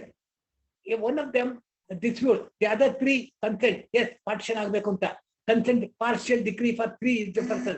Order 12 Rule 6 says the court has a duty to partial decree wherever there is consent ಅಂತ. ಇದು judicial officer ತಿಳ್ಕೋಬೇಕು. ಸಾಮಾನ್ಯ ಎಲ್ಲ ಒಟ್ಟಿಗೆ ಮಾಡೋಣ ಅಂತ ಹೇಳಿ ಸಾಯಿಸ್ತಾರೆ. ಬೇಡ. The moment there is a consent, Order 12 Rule 6 must be used and decree must be passed. ಇದು ನಾನು ಜುಡಿಷಿಯಲ್ ಆಫೀಸರ್ ಹೇಳ್ಬೇಕು ಅಂತ ಬೆಳಿಗ್ಗೆ ಪ್ರಿಪರೇಷನ್ ಗಮನ ಇಟ್ಕೊಂಡಿದ್ದೆ, ಮರ್ತ್ಬಿಟ್ಟೆ. ಹಾ ಹೇಳಿ. ಮತ್ತೆ ಯಾರಾದ್ರೂ ಪ್ರಶ್ನೆ ಇದೆಯಾ? Thank you very much. Thank you madam, thank you. ಮತ್ತೆ ಯಾರಾದ್ರೂ ಪ್ರಶ್ನೆ ಕೇಳಬಹುದು? ವೆಂಕಟೇಶ್ ಅವ್ರಿಗೆ ಅನ್ಮ್ಯೂಟ್ ಮಾಡ್ಕೊಂಡಿದ್ರಿ ತಾವು. ಮತ್ತೆ ಯಾರಾದ್ರೂ ಪ್ರಶ್ನೆಗಳನ್ನ ಕೇಳಿ, ಅನ್ಮ್ಯೂಟ್ ಮಾಡ್ಕೊಂಡು ಕೇಳ್ಬೇಕು ತಾವು. ಯಾರಾದ್ರೂ ಇದೀರಾ ಪ್ರಶ್ನೆಗಳು ಕೇಳೋಂತವ್ರು? ಸಿದ್ಧಗಂಗಯ್ಯ ಸರ್, ವೀಣಾಗೌಡ ಅವರೇ, ಪ್ರಶ್ನೆಗಳು ಏನಾದ್ರು ಇದೆಯಾ? ಇದ್ದಾರೆ? No sir. ಓಕೆ ವೀಕೆಂಡ್ ಸಾಯಂಕಾಲ ಬಿಟ್ಬಿಡಿ ಅವ್ರನ್ನ ಸಾಕು. ಸರ್, ಈಗ ನಾನು ತಮ್ಗೆ ಹೃದಯ ಪೂರ್ವಕವಾಗಿ ತಮ್ಗೆ ಧನ್ಯವಾದಗಳನ್ನ ತಿಳಿಸ್ತಾ ಇದ್ದೀನಿ. ನಿಮ್ಮಿಂದ ಕಲಿಯೋದು ಸಾಕಷ್ಟಿದೆ. ನನ್ಗೆ ತಮ್ಮ ಏನು ಹೆಸರು ಕೇಳಿದ್ದೆ, ತಮ್ಮ ನೋಡಿರ್ಲಿಲ್ಲ. ಇವತ್ತು ತಮ್ಮ ವ್ಯಕ್ತಿತ್ವ ಪರಿಚಯ ಆಗಿದೆ ನಮ್ಗೆ. ನಮ್ಮ ಇಡೀ ಒಂದು 400 ಜನ ಇದೀವಿ ಸರ್ ನಾವು. 400 ಜನಕ್ಕೆ ತಾವು ತಮ್ಮ ಆಶೀರ್ವಾದ ಬೇಕು. ತಮ್ಮ ಏನು ಜ್ಞಾನನ ನಮ್ಗೆ ಹಂಚ್ಕೊಂಡಿದ್ದೀರಿ ಇವತ್ತು. ಬಹಳ ಕೃತಜ್ಞತೆಯಿಂದ ಇದ್ದೀನಿ ಸರ್. ನಾನು ಇಂಟರಪ್ಟ್ ಮಾಡ್ತೀನಿ ನಿಮ್ಮನ್ನ. ನನ್ನನ್ನು ಇವತ್ತಿಗೆ ಬಿಟ್ಬಿಡ್ಬೇಡಿ, ನಾನು ಹಿಡ್ಕೊಂಡಿರಿ. ನೀವು ಯಾವಾಗ ಬೇಕಾದ್ರೂ ದಯವಿಟ್ಟು ಸರ್, ದಯವಿಟ್ಟು ನಾವು ಇಟ್ಕೊಂಡಿರ್ತೀವಿ ಸರ್. ಯಾವಾಗ್ಲೂ ನಿಮ್ಮ ಆಶೀರ್ವಾದ ಬೇಕು ನಮ್ಗೆ. ನೀವು ನಮ್ಗೆ ಸಾಕಷ್ಟು ಕ್ಲಾಸ್ ಗಳನ್ನ ಮಾಡ್ಬೇಕು ಅಂತ ಕೇಳ್ಕೊತಾ ಇದ್ದೀನಿ ಸರ್. ಆಯ್ತಾ? On any subject, constitution, on evidence, on specific fact, on adverse question, ಯಾವ ಸಬ್ಜೆಕ್ಟ್ ಹೇಳಿ. ಕೇಳ್ತೀವಿ ಸರ್. ದಯವಿಟ್ಟು ನಾವು ಮತ್ತೆ ಕ್ಲಾಸ್ ಗಳನ್ನ ಕಂಡಕ್ಟ್ ಮಾಡ್ತೀವಿ ಸರ್. ದಯವಿಟ್ಟು ನಮ್ಗೆ ಕ್ಲಾಸ್ ಗಳನ್ನ ಮಾಡ್ಕೊಡ್ಬೇಕು ಅಂತ ಕೇಳ್ಕೊತೀವಿ. ಸ್ಯಾಟರ್ಡೇ ಮಾತ್ರ ಕೇಳಿ, ಯಾವತ್ತೂ ಕೇಳ್ಬೇಡಿ. ಸರಿ ಸರ್, ಸರಿ ಸರ್, ಆಯ್ತು. I thank Lokesh who came here and helped me. ಹೌದು, ಯೋಗೇಶ್ ಅವ್ರಿಗೆ ನಾನು ಧನ್ಯವಾದ ತಿಳಿಸ್ಕೊಡ್ತೀನಿ. ಪಾಪ ಅವರು ಅಲ್ಲಿ ಎಲ್ಲಿಂದನೋ ಬಂದು ಪಾಪ ಸರ್ ಗೊತ್ತಾಗಲ್ಲ ಅಂತ ಹೇಳಿ ಬಹಳ ಅನುಕೂಲ ಮಾಡ್ಕೊಟ್ರು. ಮತ್ತು ಜಾಯಾ ಪಾಟೀಲ್ ಅವರು ತಮ್ಮನ್ನ ಒಂದು ಪ್ರೋಗ್ರಾಮ್ ಅರೇಂಜ್ ಮಾಡಿದ್ದಾರೆ. ಮತ್ತು ಎಲ್ಲ ಅಭ್ಯರ್ಥಿಗಳು ಒಂದು ಬಹಳ ಒಂದು ಕಲಿಬೇಕು ಅನ್ನೋ ಆಸಕ್ತಿಯಿಂದ ಮೀಟಿಂಗ್ ಹೋಗಬಾರ್ದು. ಅವ್ರಿಗೆ ನಾನು ಹೇಳಿದ ಉಪಯೋಗ ಆದ್ರೆ ನನಗೆ ಸಾರ್ಥಕ ಆಯ್ತು.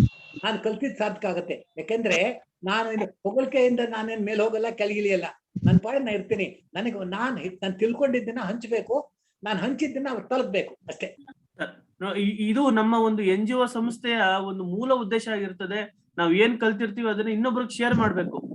ನಿಟ್ಟಿನಲ್ಲಿ ನಾವು ಒಂದು NGO ಸಂಸ್ಥೆಯನ್ನ, ಕಾನೂನು ಸ್ವಯಂ ಸಂಸ್ಥೆಯನ್ನ ಮಾಡಿದ್ದು. ಸಾಕಷ್ಟು ವೆಬಿನಾರ್ ಗಳನ್ನ ಮಾಡ್ಬೇಕು ಅಂತ ನಾವು ಯೋಜನೆಗಳನ್ನ ಹಾಕೊಂಡಿದ್ದು. ಸಂಪರ್ಕ ಆಗಿದ್ದು ನಮ್ಮ ಬಹಳ ಅದೃಷ್ಟ ಅಂತ ನಾನು ಭಾವಿಸ್ತಾ ನಾನು ತಮ್ಗೆ ಧನ್ಯವಾದಗಳನ್ನ ತಿಳಿಸ್ಕೊಡ್ತಾ ಇದ್ದೀನಿ ಸರ್. ನಾವು ಮತ್ತೆ ಭೇಟಿ ಮಾಡ್ತೀವಿ. ನಾವು ಮತ್ತೆ ಭೇಟಿ ಮಾಡಿ ಕ್ಲಾಸಸ್ ಕಂಡಕ್ಟ್ ಮಾಡ್ತೀವಿ. ನಾವು ಶನಿವಾರನೇ ತಾವು ಅನುಕೂಲ ಆಗಿರೋದ್ರಿಂದ ಶನಿವಾರ ತಮ್ಮನ್ನ ಕರೆಸ್ತೀವಿ ಸರ್. Please sir. ಮಾತಾಡಿ ಸರ್, ಮಾತಾಡಿ ಸರ್. ನಮಸ್ತೆ ಸರ್, ಶ್ರೀನಿವಾಸ್ ಅಂತ ಹೇಳಿ.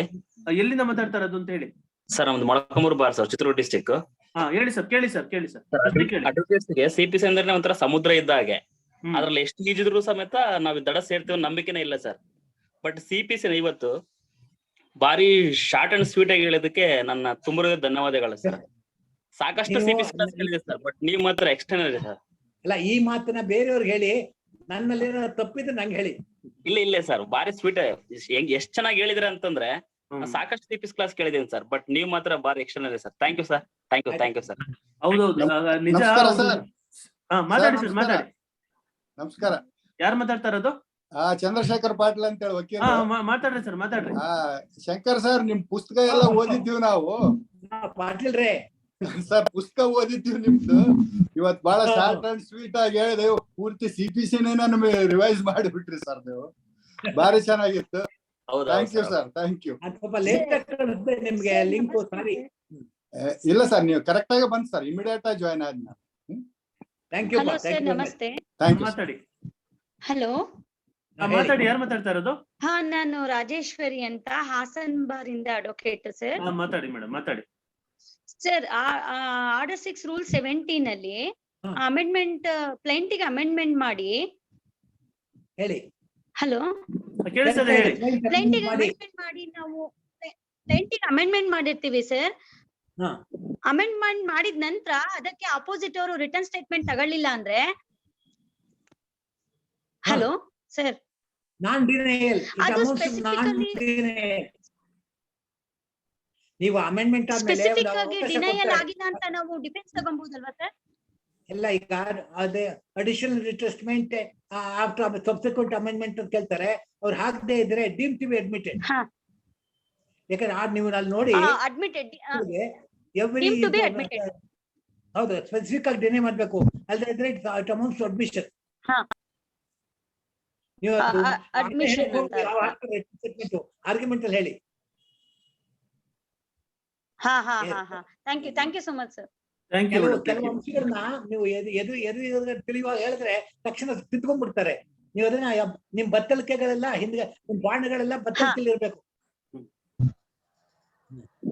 Okay okay okay, thank you sir. Jaya madam ಅವ್ರೇನು ತಾವು ಮಾತಾಡ್ತೀರಿ? ಜಾಯಾ ಮೇಡಮ್ ಅವ್ರು ಮಾತಾಡ್ತೀರಿ? ಮತ್ತೆ ಯಾರಾದ್ರೂ ಪ್ರಶ್ನೆಗಳಿದ್ಯಾ? ಕನ್ನಡದಲ್ಲಿ ಮಾತಾಡಿದ್ಕೆ ಶಶಿರೇಖಾ ಹಿರೇಮಠ ಅವರು ತಮ್ಮ ಧನ್ಯವಾದಗಳು ತಿಳಿಸ್ತಾ ಇದ್ದಾರೆ ಸರ್. ನಮ್ಗೆ ಬಹಳ ಖುಷಿ ಆಯ್ತು, ಯಾಕೆಂದ್ರೆ ಕನ್ನಡದಲ್ಲಿ ಮಾತಾಡ್ತಾರೋ ಇಂಗ್ಲಿಷ್ ಅಲ್ಲಿ ಮಾತಾಡ್ತಾರೋ ಅನ್ನೋ ಒಂದು ಆತಂಕ ಇತ್ತು. ತಾವು ತುಂಬಾ ಸರಳವಾಗಿ ನಾಡು ಏನು ನಮ್ಮ ಆಡು ಭಾಷೆಯಲ್ಲಿ ನೀವು ವಿಷಯ ತಿಳಿಸ್ಕೊಟ್ರಿ, ಬಹಳ ಸಂತೋಷ ಸರ್. ಅದೇ ಶಶಿ ಈಗ ಎಲ್ಲರೂ ಅದನ್ನ ತಮ್ಗೆ ಧನ್ಯವಾದಗಳನ್ನ ಅರ್ಪಿಸ್ತಾ ಇದ್ದಾರೆ. We'll meet again. Thank you. Definitely sir, definitely sir. Thank you very much sir. Thank you for wonderful meeting sir.